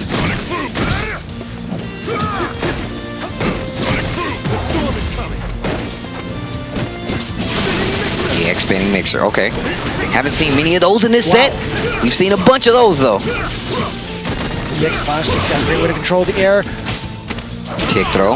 This is where JB shines. Follows right behind Excellent call using that V reversal. Does have one bar to fill up left. NuckleDu has plenty of life to do that. JB not looking so hot. That gray life, a ton of damage taken out. NuckleDu just needs one more sequence. JB needs to find that way in. Can he do it? He does not! The Dragonplex! The throw from NuckleDu! Granting his L on Team Inferno. You played great. You played great. Man. Let's go. Run our seat. Wow. The first loss Team Inferno has suffered is at the hands of NuckleDu and Team Gale. That is going to switch up a lot of things when it comes to the standings, especially in this last week of the very first round robin play. That was, I mean, great valiant effort there from JB. Again, a very, very tough matchup for Rashid to try to control, but he did as much as he possibly could. It was down to the final round, Steve, but let's take a look at what the team captain of Gale has to say about that match. Rip, take it away. Alrighty, guys. I am here with Team Gale, finally given a loss to Team Inferno. NuckleDu really pulling through there. How do you feel after that one? I feel great, man. We had the right picks, and I'm just happy to clutch it for my team. Yeah, and your picks and your bans were very interesting there, right? Because obviously you picking Guile and also banning Karen left Rob with only his Nikali, but Nikali did all right there. Yeah, so we were thinking about leaving Karen just so he could play, but I was thinking maybe I could clutch it out with Guile versus the 3 characters that they had, and it worked out. Yeah, it really definitely did work out there. And of course, unfortunately for you, you're still getting that Ibuki, man. It's been an entire round of this round robin. The first round of this round robin, I guess, and still Ibuki banned the entire way through, right? Yeah, me and I'm just chilling in the back room, talking to each other, having a great time. Exactly. Well played to you guys. Congratulations on getting the victory here, giving them their first loss. Well played. Let's send it on back to the desk. I gotta say, it was very, very clutch play from each of those individuals there. Duke carrying the team. He had pretty much all the victories. You saw earlier, Shine with the early L with that jury play. He was the one that got nerfed. And then Rob TV barely falling to JB. There was a lot of touch and go in that last set, and that last team battle. I mean, Broly Legs did a really good job. He almost beat NuckleDu himself, got a match on it, but I mean that last match didn't work out too well. Right. But still, the damage was done. NuckleDu wins, goes to the bottom of the queue, and waits for the returning champion. That's going to be Punk, who has been undefeated up until right now. That first defeat coming at the hands of Team Gale and NuckleDu. Really, really good play. That now you're starting to see it. You're starting to see what that main character ban does to the matchups for the rest of the team. Even if they're a really strong player, like I said before, it is about learning that secondary matchup. And if you can't fight that matchup, you might be in trouble here in Street Fighter League, because if you don't have a character, you ain't have your main character. It's not a good sign, especially if you can see the results of this last set. Well, you're going to see even more action coming through with Team Storm going up against Team Spirit. Will the character bans be effective enough to stop the Madman Samurai, who's been running amok these last couple of weeks? We'll find out in just a few more moments. This is the path of my destiny. Dare you challenge the key?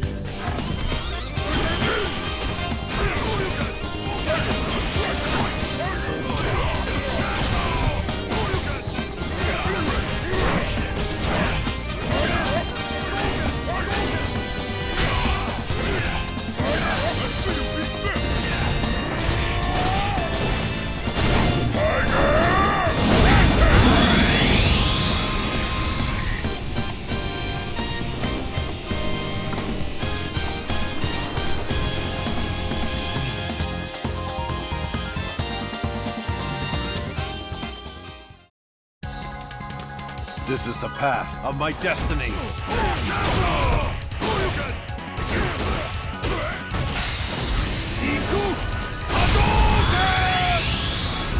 Pleased to meet you.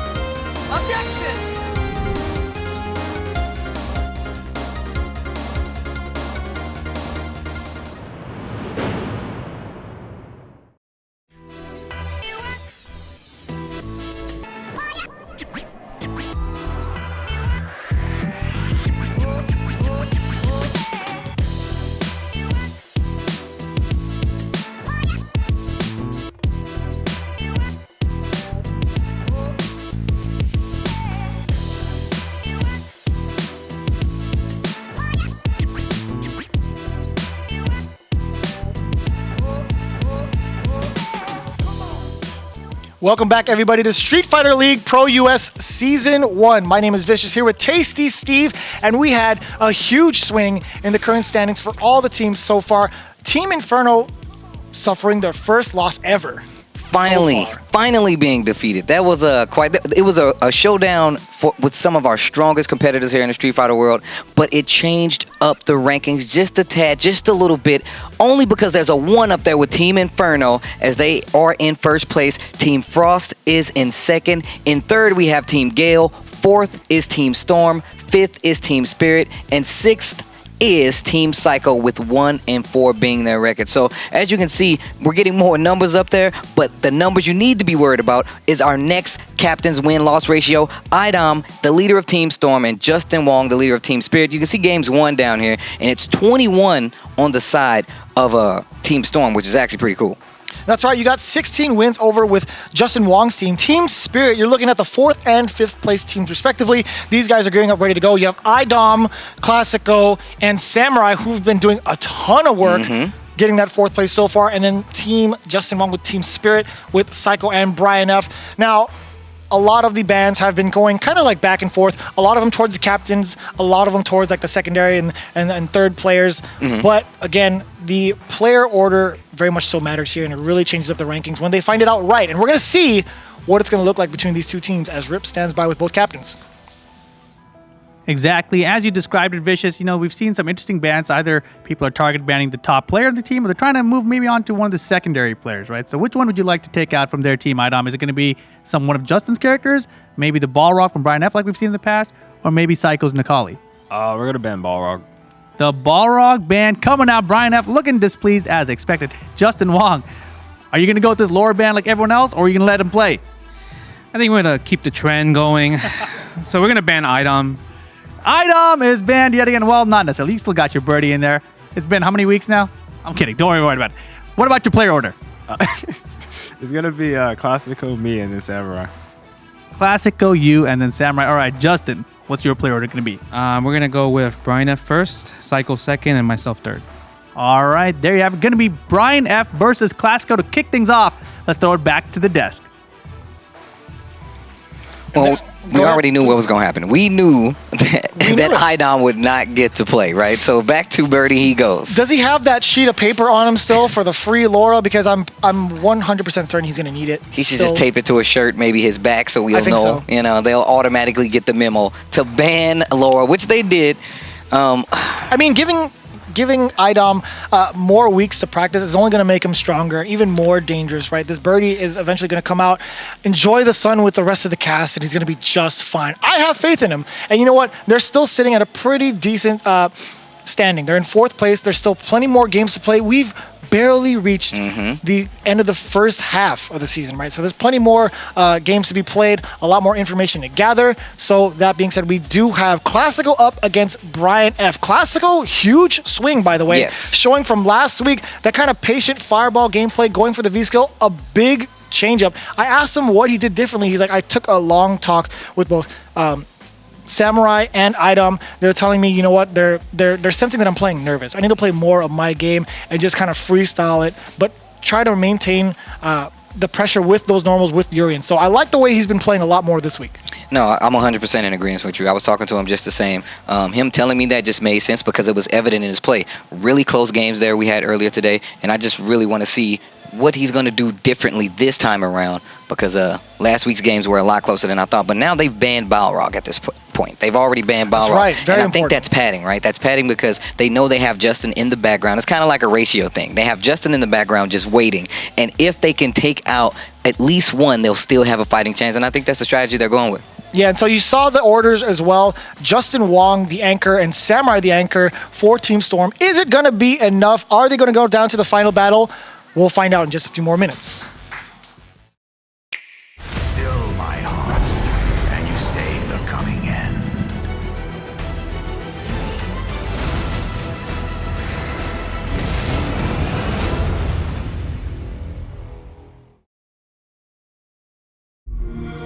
Do you struggle to find happiness?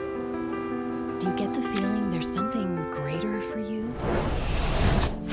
There is.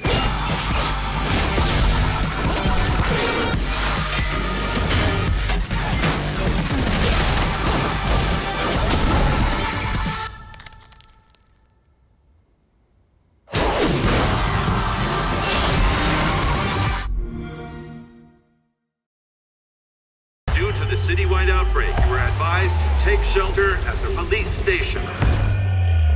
Anybody here? I don't like the sound of that. We're getting out of here. Leon! My mission is to take down Umbrella's entire operation. They're secretly making bioweapons. Count me in. Available now for PlayStation 4, Xbox One, and PC. Rated M for mature.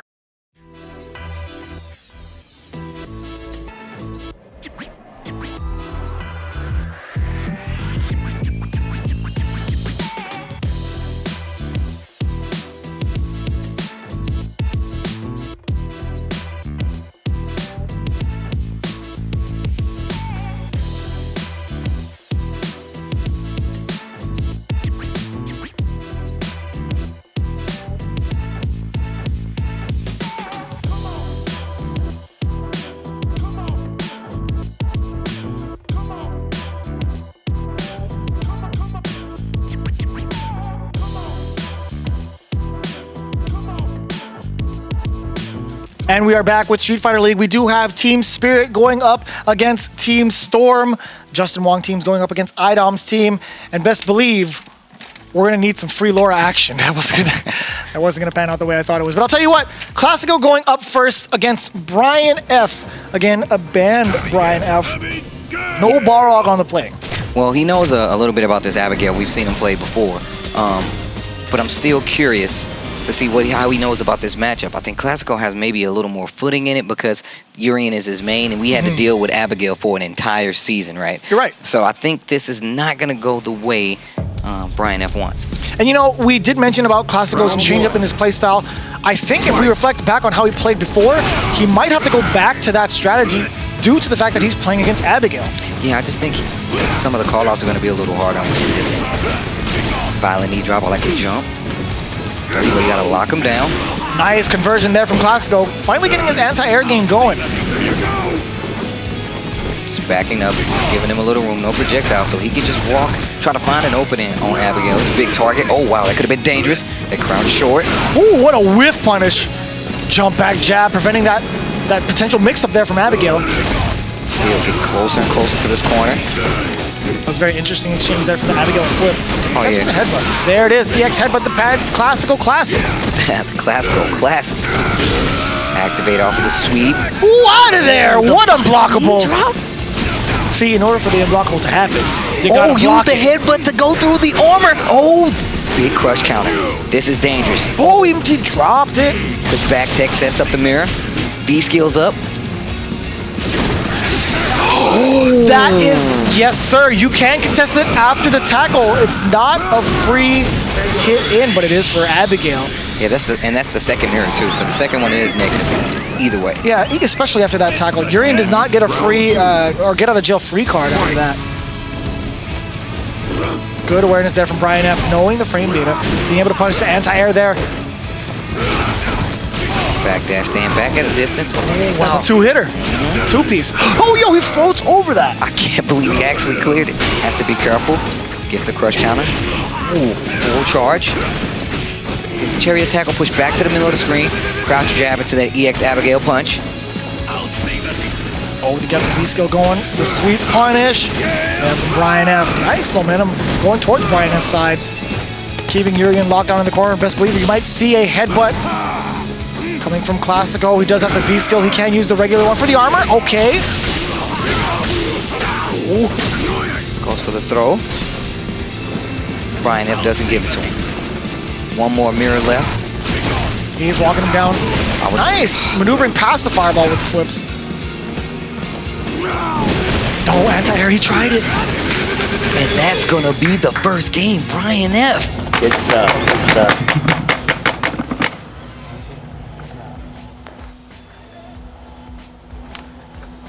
No.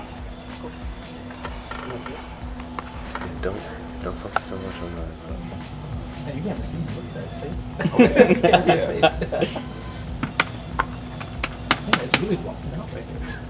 Look, it's working in the sun. Playing Getting great. things done.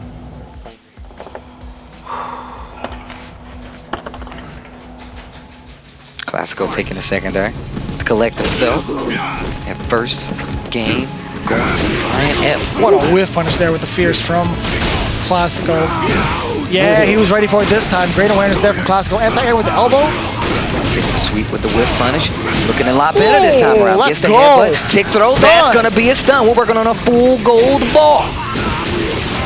Reset. What side? Same side. Fake out. I thought he was going to go for the button, but it was all part of the plan. 7 gold letters. Huge momentum swing for Classico. Getting it perfect on the board for game 2. Ooh, okay. I thought that was going to be an anti-air. I was expecting. Block tries to answer back with just a tad. That coral punch. Swinging at that dangerous range. Brian F. aware this time. Nice EX headbutt. Throw. No back throws. I like to see him go for a couple more back throws. Change that momentum. Has a whole screen behind him. I agree. Yeah, being able to just lock him down, especially with Urian, as he builds that V-gauge, having a mirror and that kind of threat is really intimidating for Abigail to even try to move forward. EX chariot tackle. Oh, that's not going to be enough. Okay, it's fine. The reversal gets the knockdown. Skill once again. I think he's the only Urian player that actually gets that many V-skills. Ooh, 3 jabs into the headbutt. Classico. Hopping to old school. That's me, Classico. Classic Classico is what it is, man. Finally feeling the confidence, backed up by his teammates. Samurai with a nod of approval. You did good, kid. All right, Brian F. rethinking the strategy. That first game went a lot smoother for him then. I'm pretty sure he won it, right? I said, did he won it? The fact that he's taking a second, thinking about it just like everybody else, Classico had to do the same just to get his legs back.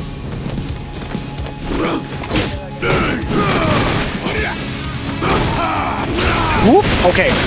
Again, that's how Abigail's going to maneuver past the minefield of projectiles that Urian has with the metallic sphere. Again, Abigail flip once more. Command grab. What are you going to do about this mix-up? Okay. Great conversion there. Still has the mirror. Has one more left on the V-trigger. Still Brian F. just slowly walking him to this corner. Dangerous place to be in. 70 seconds left. Crouching medium punch. Locks him down. Gets him a little closer. Oh, tries to go for the overhead reset. Caught him again. EX tackle. Classic been doing such a good job. Hits at an awkward angle, that crouch fear sometimes. Doesn't get the proper pop-up. Yeah, we saw that last game too. Brian wants to close this out. Ooh, okay. Just safe enough. Crouch jab. We were talking about it earlier. Ooh, the trade. Brian F is willing to take those.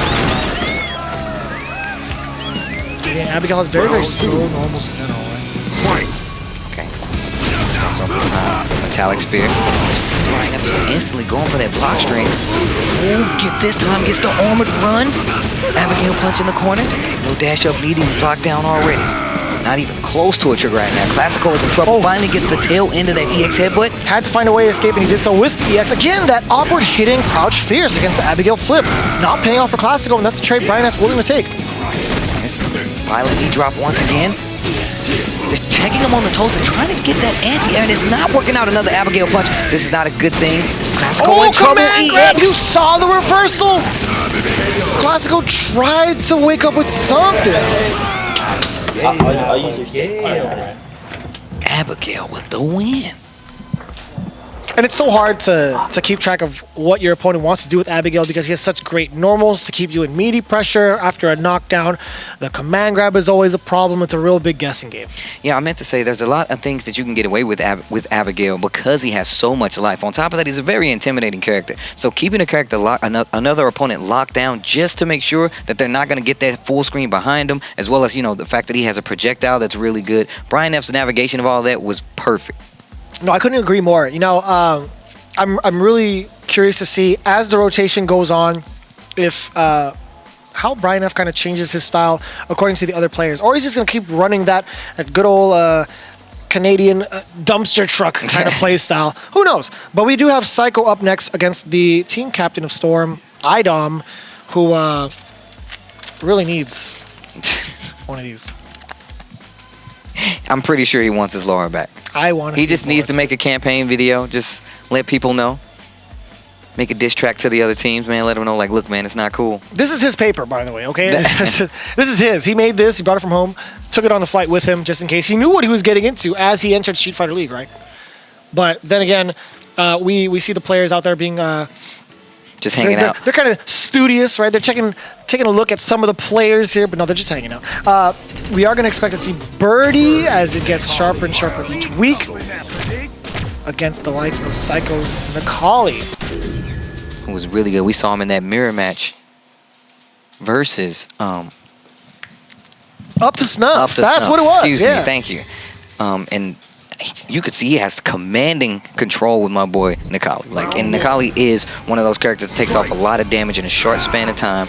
That command throw really scares a lot of people. Birdie has a lot of good normals though. Really not going to be able to get that close to put that fear on him if he plays it right. A very good B skill option by Birdie as well makes it a little harder for him to control that neutral as Nikali. Right, and that's fine with Nikali. He's willing to play the long distance game because he does have access to the side modes.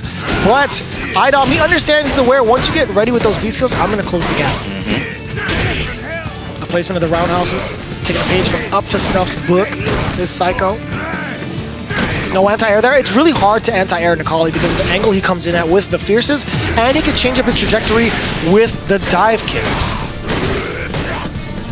A lot of blocks done on the side of my boy Birdie. He just cannot move. Stuck in the corner once again. No anti-air again. Psycho on the offense. Respect it. Oh no, he faked him out. He faked everybody out actually. Word. Still alive. Oh, he went for the short, or the crouch short. Let it rip. Oh, caught him walking back. Or just caught him not blocking in general. That wasn't a counter hit. He might have tried to jump. That's what I was thinking, because he caught him out of the air at the end. Yeah, I think he was trying to jump. Oh, wait a minute. Yeah, the bullhorn coming. Good pressure. Stand medium punch. I want to see more buttons. Gotta be careful there, Adam. Here we go. Gets the target in the side zone. There's another forward throw. Ooh. EXDP to answer back. And it's so hard to tell when Psycho wants to wake up DP, wake up buttons. It's been very ambiguous, but it's paid off so much. That is it for sure. Psycho. With the first game. to play. Yeah. Another day in the office. Getting some help from Samurai there. We've seen what having a good team behind you can do. Being able to speak to those coaches, give you another perspective on a matchup. Possibly they might know a little more about it. Yeah, when you're looking also at the way these games have been playing, IDOM has to really consider putting more time into Birdie, right? Because there's a big chance as we go on to the second half of the season that he's going to be locked out pretty much the rest of the season. Ooh, look at that button placement. Indeed, that sweep was pretty far. A lot of damage coming through afterwards. I love that interruption with that stand light kick from Birdie. Tries to answer back with a button. Akali is now in trigger. You are no longer permitted to hit buttons. Again, enhanced Akali can dash in at a moment's notice. Really closing the gap so fast. And again, back to the Seismo game. IDOM getting the Dolphin Dive. First one.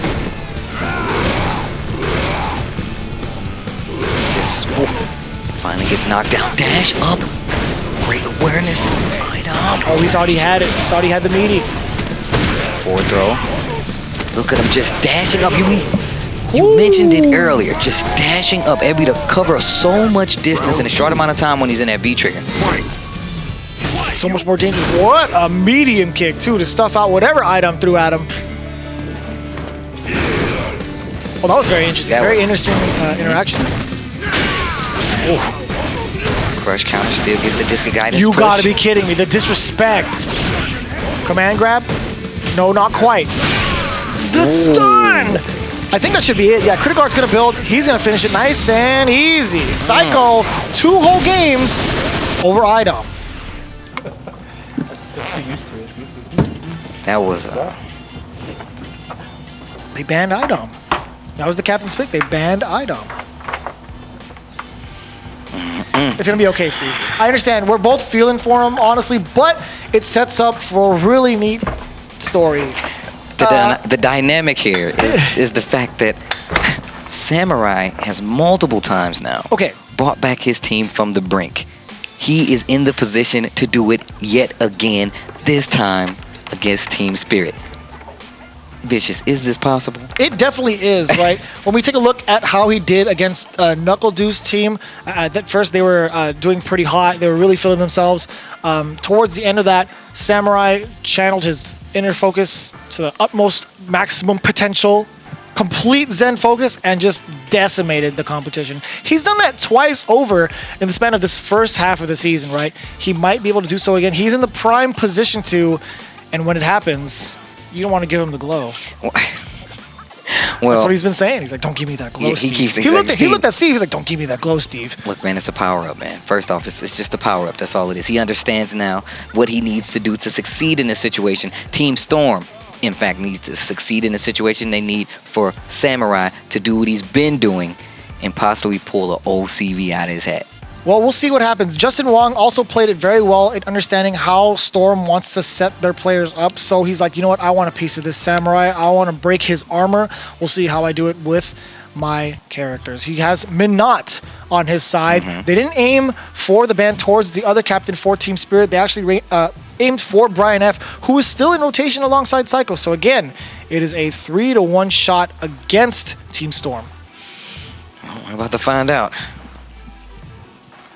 As we queue up, ready to go. These are 2 out of 3 games apiece and 2 out of 3 rounds per game for all of you following along at home or wherever you are enjoying some Street Fighter League Pro US Season 1. Samurai getting that focus, getting that mental. He definitely likes to make sure he's readied up. Everything needs to be in its place. It's like setting the table for dinner. About to eat. Hopefully it's a 3-course meal. He has space for that. He'll be just fine.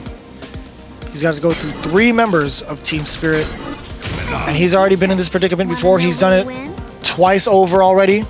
Well, that's what Justin was speaking on. He said, well, I know that was going to be the order. Samurai has saved you guys before, so you're going to put him back in that situation. This way, if it does come to that, then he's going to have to beat me first. And by that time, the data should be there. Yeah, a lot of footage to study from between Storm and Frost, because that's when it first occurred. It happened again between Storm and Gale. There's a lot to learn from the way Samurai plays, the way he turns it on and makes those reads, makes you look like a fool. It's bound to happen. But Justin Wong, well-versed in a multitude of games, he understands a lot of fighting styles on a worldwide basis, right? He's a world-class champion. The slow and steady approach is typically what Justin likes to go for. Samurai, a more calculated one, puts himself in the perfect position to always counterattack with punish at the optimum. Yeah, it's going to be a little bit difficult because you have to get in the range that Minot's kind of uncomfortable with, the close range, or mid to close range, right? But she controls that space so well, throwing out the orbs, reflecting the fireballs, and even stand fierce or stand strong. What does Samurai have to do here to kind of break this guard here in neutral? I think that's going to be the hard part about this. You can see Justin already trying to control that range. Putting the orb behind him to call it back is going to have a hitbox the entire time. So you're not going to want to swing in any of those instances. You need to be careful with fireballs because she can always reflect and absorb. Ooh. Great anti-air there. Just playing the range, I feel like he needs to get right outside that standing hard punch range. There's a backdoor. She's going to have the entire screen behind him. This is going to be tough. Huge life lead there, and as you mentioned, that orb recall does give it a hitbox behind it. Caught him on the way down from the air fireball. There's the activation. Now look, he is at a deficit, but this is where the comeback can happen with V-Trigger. We've seen it so many times with the likes of Akuma. And it starts. So it begins. Almost 35 seconds Are you left kidding me? on the That's clock. so far. Samurai put himself back in this game. EX, Tenma Go Zanku. Hey, you know the whole worst thing too? Did you look at Blair to see? No, I think I actually said the wrong thing. Oh, I definitely believed you, to be honest. 16 seconds left to go. The life lead is in Justin Wong's favor. What a well-placed jump in with 12 seconds left. He tried to lame me out. I am a samurai in nature and in name. Oh, that was bars. I ain't even trying to do that. Y'all better lead that. Y'all better lead that. Oh, that was so sick. Justin Wong. These games are insane. Great awareness there from Justin Wong. Even better reactions. Getting that critical art past Samurai's fireball. But don't count him out yet. That's only going to give him more fuel for the fire. He does have almost a full V-trigger locked and loaded. That jump from Samurai was so well placed, it got him back in. And now things are starting to look a lot like that first round again. And I like that reflex from Justin Wong to nullify that red fireball. But on the way in, those two air fireballs, way harder to contest. Gets the palm. See a little walk back there, a little shimmy into the jab. Justin takes a little space, sends the orb out, goes for the slide. And Justin didn't even contest with the normal, just walked back nice and easy. That time he did, that crouching light punch. Trades with the fireball. One round apiece, game number one. More active with the fireball game is Samurai. Justin Wong responding with the reflect, sometimes with the absorb to kind of get it for meter, depending on the situation. I like that. He tried that in the very first round, didn't pay off, but the read was there for Samurai this time. Look at the gray light like that. Oh, speaking of, cashes out with the crush counter. Delays his fall with the air fireball. Okay. Crouching strong. This is the exact same situation. So much on that gray life. Gets the palm again. He's going to hold that position. Dodge kick the delay it again. This man is crazy. He gets the stun. Medium kick, red fireball, and that's all she wrote. Samurai with the first game and the fist pump. Oh my God. Oh my. He's guessing random shots on your orb sometimes. Yeah. Is he guessing, Steve? Is he guessing? Use your words, Steve. Just say it. Throw it out in the universe, Steve. That's crazy. Okay, got it. That's crazy. So crazy. Hang that up on the wall. Quotation marks. Put a picture next to it. Tasty Steve. That's crazy. The pace of this game is completely different now. Justin being a little more specific with his points of contact. Yeah, Samurai's already got Justin Wong in the corner, right? Not locked down at all, though. Justin Wong might have lured him there. Trying to fight his way out of this corner. Oh, good air to air. Tired of those jumps from Mikey, those random jumps. Or so you think. Oh, the Tatsu exchange. Okay. Saw the startup on the Tatsu. Yep, gets a knockdown from it too. I like him teching and just hitting hard punch. He can get a target head meter from it if he needed to. Look at the stun on Justin's side. Caught Justin walking back. He might use an EX Demon Flip to kind of throw Justin Wong off. We'll see if he uses that meter for it. But he does have V-Reversal so close to getting, or excuse me, V-Trigger almost loaded.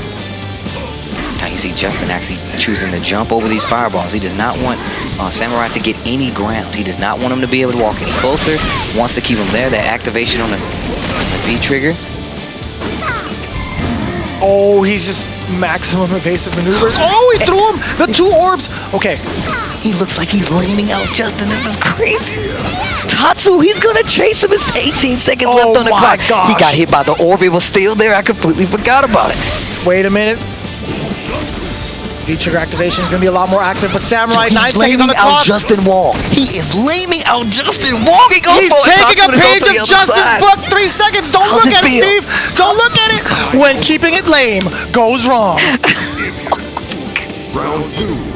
Knowing that Justin likes to play that way, knowing that he's going to take the space, that opportunity before making a move forward, Samurai uses it against him to get a time match against Justin Wong. You need to clip that, save a screenshot, because you might not ever see it again. You got the T on the top of the screen. That's T for turtle. I'm telling you, it's not time over, it's turtle mode. Samurai on match point against Justin Wong. I like that. Nullifying the orb with the Demon Flip was so sick. Demon Flip palm, that is. Nullifying the projectile. Big time jumping fierce. Corner carry as well, and the damage. Uh-oh. Oh, you the caught. shimmy. Don't reach. Has Justin ready to hit buttons now at this close range, and he still gets it with the shimmy. He tried it. Don't do it. Don't give Justin Wong this chance. And the side switch combo on top of it, a huge chunk of damage. There's the trigger activation, a raw teleport, and now you see Samurai taking his chance to get out of there. Steve, is it Wong factor time? Is it Wong factor time? You might time me out, but I'm bringing it back. I'm Justin Wong, baby. You thought it was over? The Wong factor ever so present here. He's hanging on. He's got a round on the board. Had to spend a critical art for it. Did you see the little wink that Manat does? The upside down? I really just realized that. That's it. I just noticed it too. Actually, yeah. Most of the time I'm looking at where it's against. No, this round is over. Right. It's like, okay, you know what? This sucks. You know. No, I'm looking at the players mostly, yeah. Ooh. I was speaking as the person getting hit by the sealer, that's all. I hear you. Oh, the parry! Okay, yeah, Justin Wong learned his lesson from last time. Don't be deceived by the walk speed. Do not press that button. If you have to, take the throw. That's one. Crouching. Fierce punch. Delays his fall a little bit with that air. Airball jumps right out. Back throw, but Justin puts himself back in the corner. There's a significant gap between that stand, medium kick, and EX fireball. That was a change for Akuma. Forward throw. Justin being a lot more aggressive with these trigger active, and that's gonna be a match. Justin just ran it back. God, let's go. Yeah, you want to make statements. Oh my Play the game. That's deep. Justin chuckling to himself. It's funny because this is the kind of attitude he had when he was younger, when he would pop off. You remember those days when he gets the W, he was very animated about it, and his teammates under the spirit of Justin Wong. I swear, the way he just closed his eyes and nodded his head, he's like, yes, I know. Don't touch me, my son. Don't touch me. You too will be great one day. You know who team you on? I'm Justin Wong. I am the spirit. Ugh. You know, these team names are starting to make a lot more sense now. We need cool nicknames like that. I know, right? You already have cool names. I don't know your names. You know what? Back to the match. We'll talk about it another time. Justin Wong, hefty life lead again. Kind of looking reminiscent of the first game between the two, where Samurai was trying to decipher how he was going to close the gap. Does get the Tatsu, medium kick Tatsu through it. No conversion on the low forward, but he's still going to get this V-trigger opportunity. Does get the throw. These situations that keep happening is always Samurai coming back with only 30% life, and he gets the stun the first round of game number 3. Samurai closes it out, and he's going to match point. Again. Wow. Even the dude back there that lost his hat can't believe it. He was like, what? How did you even take my hat? Why was my hat off? It's crazy. Demon flip palm. EX. Spends a little meter on it. That's a normal one. Another jump in this time. That Justin was does a ambiguous. swing. Demon flip. Try to contest air to air. Same side again. The blocks from Justin Wong. Slight input air on Samurai. He thought he had to confirm. The medium kick Tatsu did get punished. Backs up, red fireball. Just walking Samurai to the corner right now. Jumps back, blocks the orb. I like Samurai not hitting any buttons right here. Air to air from Justin. Oh, they trade. That delayed fireball. I like it this time. Justin's learning. This way he leaves the corner, gets the entire screen behind him, reflect back. We saw that early in that first game. No command throw, sets the orb instead. About 55 seconds left on the clock. No reflect. He gets the knockdown. He takes the space. Activation off of the sweep. Forward throw. He can close the gap pretty fast. Wait a minute. EX air throw. You know it. Here comes the orbs. Just walking back. Time to spare, life to spare. He's going to save him for the last second. Oh, I like that how she just lazily dropped one orb, but that V-trigger still there. Time almost done. 35 seconds left on the clock. Oh, Samurai clips him on the end with that fireball. The drill he calls went it, for it. gets the throw. We're going to a final round. Samurai versus Justin Wong. Man. Okay, look at the bottom of your screen, though. Full critical art for both players. Yeah, just about on Justin's side, right? That reflect. You know he wants to get that trigger. EX demon flip into the slide. Great air to air. Justin playing the spacing perfectly right now. Tries to go for an air to air. The delay with the fireball. EX just to get in. They're getting closer to that corner. Just a tad. 80 seconds now. Ooh. Be aware of the time. Full CA available for Justin. 1 bar EX for Samurai. Pacing. Kind of circling that spot. Duck, duck, goose. Who's going to move first? Oh, anti-air. Don't get tagged. The more you get tagged, the better for Justin Wong. He's going to play this lame game. Lame style working so well right now. And he's going to get more estate to walk back. But he's going to keep him locked down with the fierce, the strong, the strut. Calls out. I like that activation to keep it safe. Shoots the red fireball, follows right behind it. Justin zoning to this corner. Jump back, has a drill to get out. Neutral jump just to make sure he stays in front. I like that. Oh, the demon palm, it works this time. Stuck in the corner, crosses himself up, backdoor to get back in that corner. And look at this. Every game that Samurai has won has been a 30% life comeback against Justin Wong, who has around like 65. Okay. Activation. Activation while having full critical art as well. 20 seconds left on the clock. He could just walk this back out. And yeah, let this gray life happen. Let this chip happen. With 13 seconds left on the clock. The exchange from the reversal. 10 seconds left. Full CA. He's not going to have time. The CA might not last. He has to time him out. He has to time him out. 3, 2, 1. And that's enough. That's enough for Samurai. He takes it over Justin. That has got to be some of the best damn Street Fighter I've ever seen. Oh no. You've opened the gates to Samurai to invade. Damn. Whoo. Let's check this replay. Every match that Samurai won was at that so low light. Gets the stun, except for this one, because that was a nice 55% right there still left on the bar. That's game number 1, but Justin is still alive with what a comeback. But this is when he times Justin out, which is top swing back and forth across the screen, making sure he keeps that gap. Oh, man. Why is this? It looks like Pump really enjoyed that. Calls out the DP. Woo. Justin Wong, the Wong factor still in effect. Throws him back into a corner. I've never seen a side switch combo like that. I'm sorry. That's just due to me. Fighting steel in this corner. Gets the stun once again. So much awareness, too. He just ran out of V-trigger to go into the EX uppercut. Super smart play there from Samurai.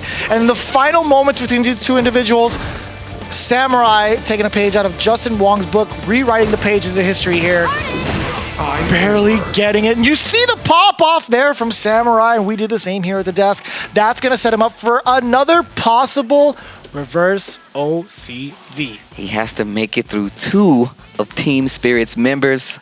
Wow, this is going to be tough.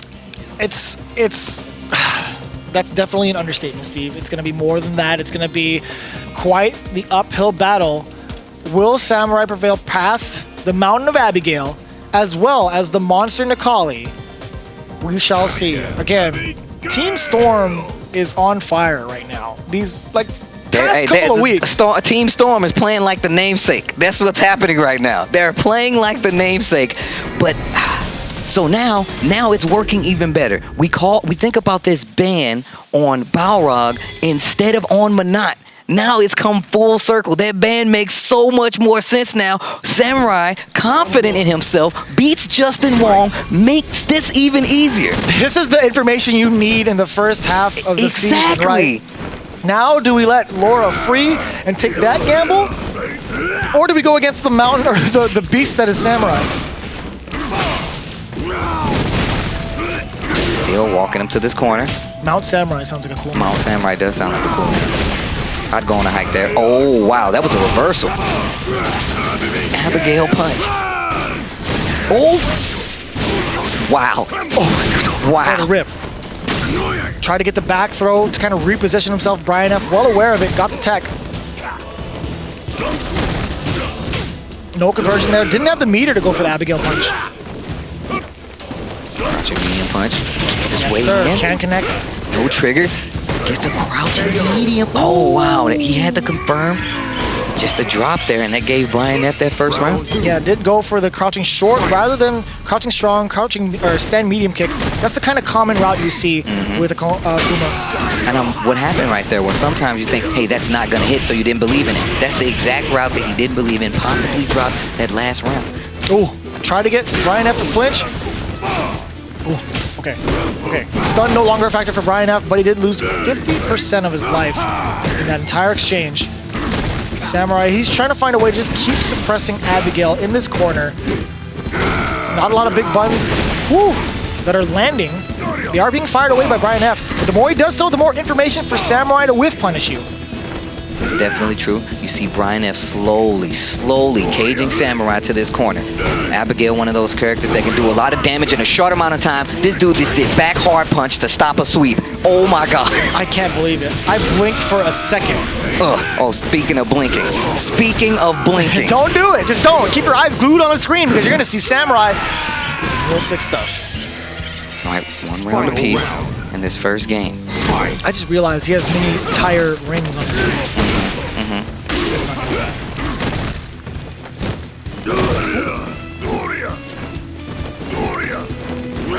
Abigail flip. You best believe he's going to punish that fierce target combo. Oh. Trying to go for the empty jump low. You thought it was your turn? Come on. Samurai, masterful reads right now. Dash up just to keep the pressure going. Stand jab. Brian F. says, I'm tired of this. Activate off of the sweep this time around. Another crouching medium kick. Gets the Abigail flip. He's back in the middle of the screen. Takes the jet. I like that. Took the dash instead. Tries to get the space, and now we can get him to this corner. Still with a lot of V-trigger left. Okay. Didn't get the whiff punish. So it was all right for Brian F. for him to whiff that. Winding down V-trigger. Abigail can no longer unblockable unless he gets the last one. Excuse me. Overhead. Do it again. The lazy boy. Gets the hit this time. DP. Has a little bit of trigger. Throw? I knew it. Throw. He went for the throw to kind of take advantage of Abigail's height. Be careful with those fireballs. You can smack those back. Walk up throw. My with the sandals, with the old man sandals. Just shuffled across the screen and threw them. That man's had those sandals since 2. He did. He has. Go even further from Alpha. Like try to get the back fierce combo afterwards because you hit the strong and then you did get front punch.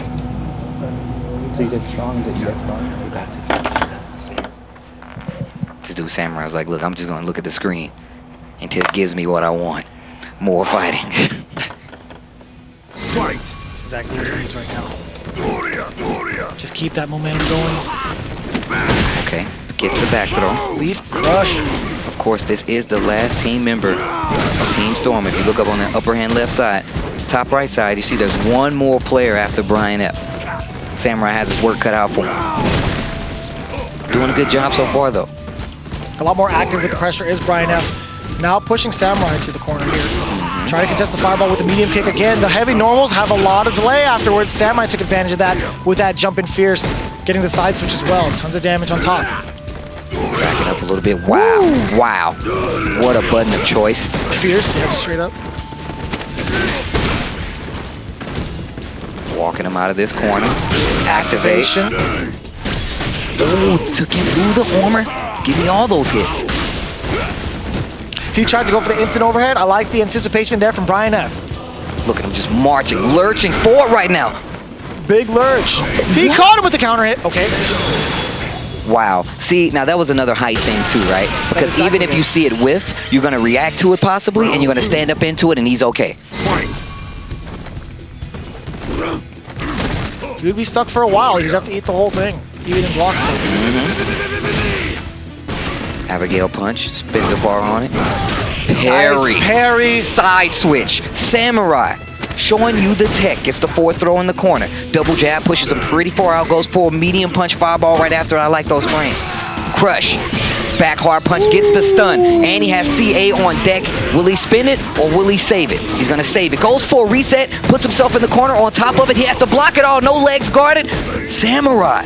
Full control. Finally stops the series. About 60 seconds left on the clock. Walk up throw. He's still alive. That's a big boy. He's dancing all over him right now. Abigail really needs to find a way out. No, does not. Samurai taking out another member of Team Spirit. Samurai. The last person alive. He's lost an arm. He's still walking. He's like, nah, man. I'm coming for you.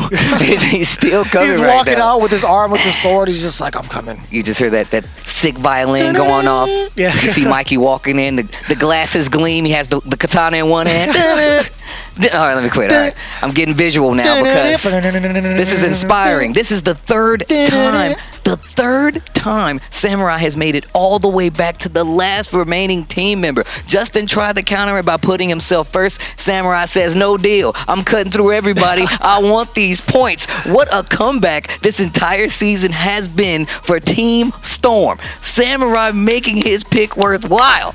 If there's anything to take from this, don't let Samurai get these final chances. But another thing when it comes to the standings, when you think about it, Spirit does have a couple W's on the board. It's come down to each and every one of these last games. So you think about that, right? There's more wins accumulating for both ends of the team. So it's not a complete shutout. You're still getting points on the board to get yourself ready for that second stretch of the season. Samurai bracing himself for the potential, for the inevitable, possibly. I don't want to, get anybody's hopes up. I'm no fortune teller. Just tell you what I see, what I feel. All right, I'm gonna stop. I'm gonna quit. You call it how you see it. That's fair. I mean, that's your job, right? Right? So that's our job. Excuse me. It's my pleasure, I should say. All right, here we go. Business or pleasure? Samurai and Psycho. Here we go. The final game between the final members of both Team Storm and Spirit. Okay, crosscut DP. Always impressing us here at the desk. Look how sharp Samurai is right now. 3 matches played, 3 matches won. He's just looking really good. Now if he keeps getting scooped like this, you still got to beat Psycho. There's a back throw. Throws that stand light kick out. Oh, the patience. He barely moved forward, caught him, flinch, and you saw the counter hit. V trigger 2. And I like this change up to V trigger 2, getting the damage, keeping the block stun alive. But Psycho still EXTP's out of there. No restraint, no consideration of your feelings. Oh, you're dead. No. You're actually dead. I'm gonna tell you what's happening. I know exactly what's happening right now. I know exactly what's happening right now. Samurai needs to stop. He could have chipped him out in the corner. He could have spent all of his bar turning all of that into gray life, and he couldn't even DP through it. He could have done that, but he didn't. And I'm not sure why. It might have been the amount of momentum he had going into this final round. Might have been feeling himself a little bit, but he's still sending a message here. Psycho with the perfect jump in past the fireball here. Huge swing here for Team Spirit. Chasing him down the counter hit. Doesn't get to go through with the combo. Needs to be careful right now. Samurai needs to close this out. Not sure about this trigger 2 switch. There's a dive kick. EXDP. Akuma. Look at how much life he does not have. Spends most of that V trigger. Throws the V reversal. Uppercut. Okay, Samurai. Looking like he's in tip-top shape. Gonna spin the EX. That's gonna put a chunk of stun up there. Activation time. Oh, I thought that was gonna be a throw. Psycho would have got me.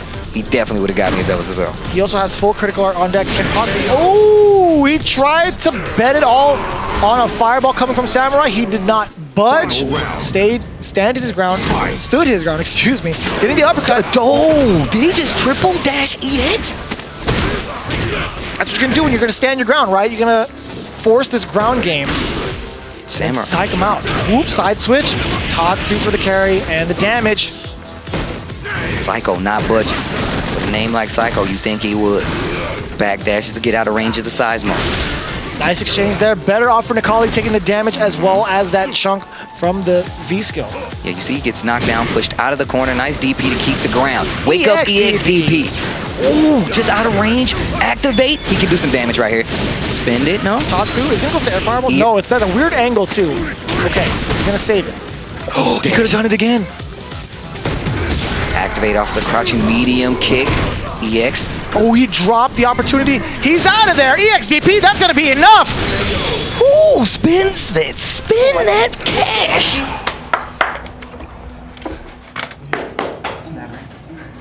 I don't know why I didn't get a jab after the command. Yeah, should have reset. Yeah, it's just Yeah, you got this. You got this right here. Let's go. One more. Just one more. Feeling that pressure. Feeling that pressure.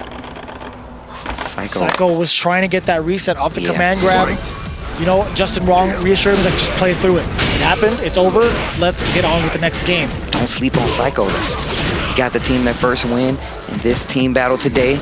One of the reasons he's the last one there. Ooh. A little too far to get that whip punish. There's the stun. This is exactly what I was talking about. We all know Akuma bleeds, man. Reset with the stand light kick. Working on a gold bar. I like that. Exchange better for Psycho than Samurai. Side switch incoming. You know it. I think he just tried to stomp through it. Psycho stuck in the corner. DP. Nice work there from Psycho, using the advantage from freezing time, activating that V trigger to snipe him out of the air. Round 2.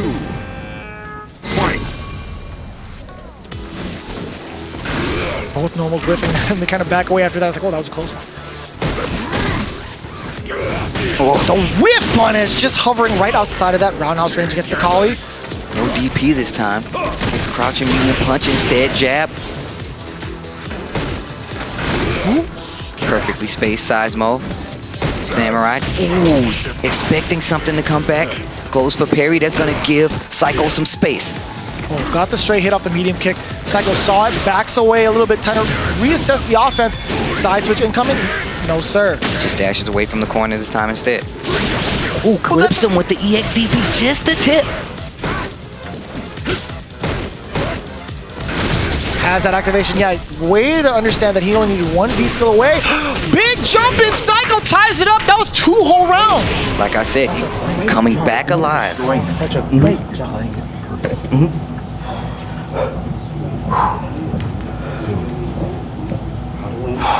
Just relax. Man, I'm feeling the pressure over here. Right? I'm trying to breathe like Samurai right now.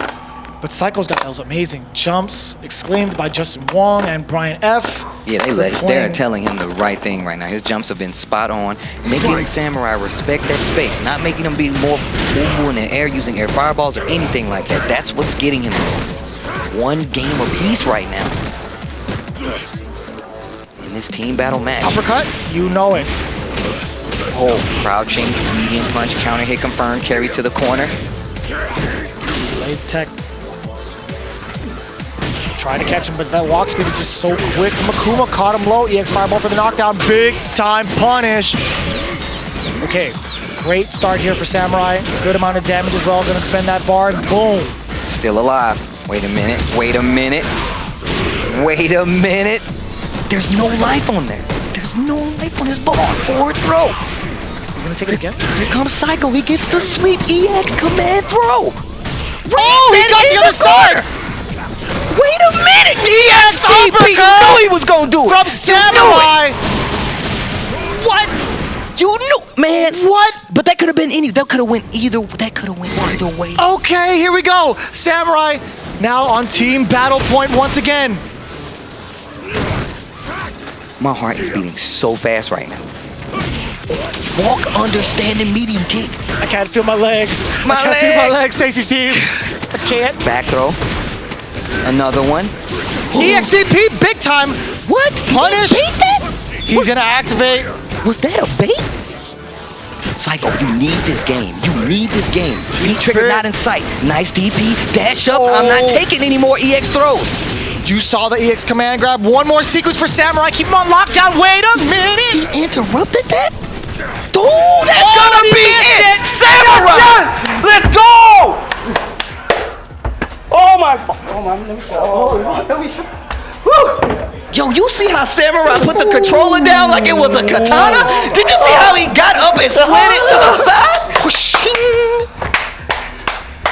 He got the MJ tongue out afterwards. That was he got sick. up with the. He was just like, that was so amazing. He's done it 3 weeks. It's a 3-week three-peat from Samurai. Woo! 3 whole games for Team Storm, carrying the team on his back. I cannot believe what we just saw. And for those of you at home, if you didn't see what you saw, you don't believe us, just take a look, please. I'm out of breath. Look, when I tell you that Samurai has ran it back through the entire team spirit, starting with Justin Wong and ending with Psycho. I can barely talk right now. This is... Our peoples in the back can't believe it either. They're saying 3 in a row. Everybody here is in disbelief. Team Storm, aka Team Samurai. Amazing play. When I tell you, Psycho did not make this anywhere near easy. He did not at all. Nikali is one of those characters that we call out. Was that a bait, Samurai? Was that a bait? Was that a bait? Yo, Samurai, was that a bait? That's crazy. Did he bait that? That was wild. It whipped completely. Oh my goodness. This interrupt was so sick. I cannot believe he did that. That was OD. And how did he know? He backdashed. He knew that there was going to be a grab. Look how he put it down. He put it like a katana in its sheath. Do you see that? That was godlike. That was, he was wiped off the blood. No, you got to flick it off. Oh, yeah. That's how you put that controller down. My God. Anyways, regardless, look, first off, I just want to say that's for both teams. That was for both teams. I'm not joking. That was for both teams. This is some amazing Street Fighter. I'm telling you. We get it here, man. That's what I'm talking about. Before we get carried away, let's kick it off with Rip standing by with the winning team. Oh my goodness. What the hell, man? That was ridiculous. Ridiculous. You know, earlier today, before this all started, he came up to me and he's like, "You want another one?" And that's what he said to me. How you feeling right now, man? Very good. That was very close. Very close. Speaking of very close, you had that match with Justin there. Game 2, it looked like you had it in the bag, and you went for that DP there, and then Justin brought it all the way back. How did that make you feel, Classico? I can't talk. Exactly how I felt about it. Man, that was ridiculous. Oh my God. Anything else you want to say about this match? So obviously back and forth between all the players. It was very close. The last match was very close, so kudos to the other team. I'm excited to play them again. And you know, speaking of Justin's Minaj, you guys opted not to ban it. Were you confident against that character before you went into this matchup? Yes, very confident. Yeah, and of course, we've been wondering this time and time again. We're halfway through this round robin. Is it time to free Laura? I don't know. We're about to find out, man. But hopefully, I'm sure you want it to happen. Yeah, definitely. Definitely hopeful that it's going to happen. Here we go. Let's send it back to the desk for the second half of the round robin coming up later. These are your only choices. This needs to happen. This is your option. That's your option right now. If you want to stop this monstrosity from happening again, call this hotline now. Request free Laura. Free Laura. For just 10 cents a day, you too can free your own Laura and prevent yourselves from getting run amok and dropping down the leaderboard. Let's take a look at the current standings. First place, Team Inferno, with a 4-1 record led by their team captain, Punk. Second place, boosting up the ranks, 3-2, Team Storm. Team Samurai, we should dub them, with the captain, Idom. Third place, Team Frost. Fourth place, Team Gale. Fifth place with Team Spirit, suffering another very, very close defeat. And sixth place with Team Psycho and Toy. Well, regardless, the matches this week have been ridiculous. But I'm telling you, my mind is blown at the level of Street Fighter V that we have seen here on the league. I want to tell you guys to make sure, if you don't have reason enough right now, make sure you join us next week. And just so you know what happens, I'm going to tell you guys what teams will be fighting off next week. We're going to have Knuckle Dudes, Team Gale versus Justin Wong, Team Spirit, Nephew's Team Frost going up against Team Inferno led by Punk. And of course we have Team Psycho led by Toy versus Team Storm led by Idom. Those will be the next week's matches. I hope you guys are ready to see more. When I tell you that the Street Fighter League is just heating up, please believe me, this is the end of our first round robin play. We have a lot more left for you guys to see. Vicious, you got anything else for the people watching right now? Dude, there's so much on the line for the top 3 teams because these guys are all fighting for that big prize purse at the end of the year. $50,000 just about, $30,000 going to first place, $15,000 going to second place, and $6,000 going to third place, with the top 2 teams being invited back for a season 2. So you know the pressure is going to be even more intense for all these players. They get to have their runbacks, they have the downloads, they have a new strategy, and we'll see how it all plays out in the next week of Street Fighter League. We'll see you next time.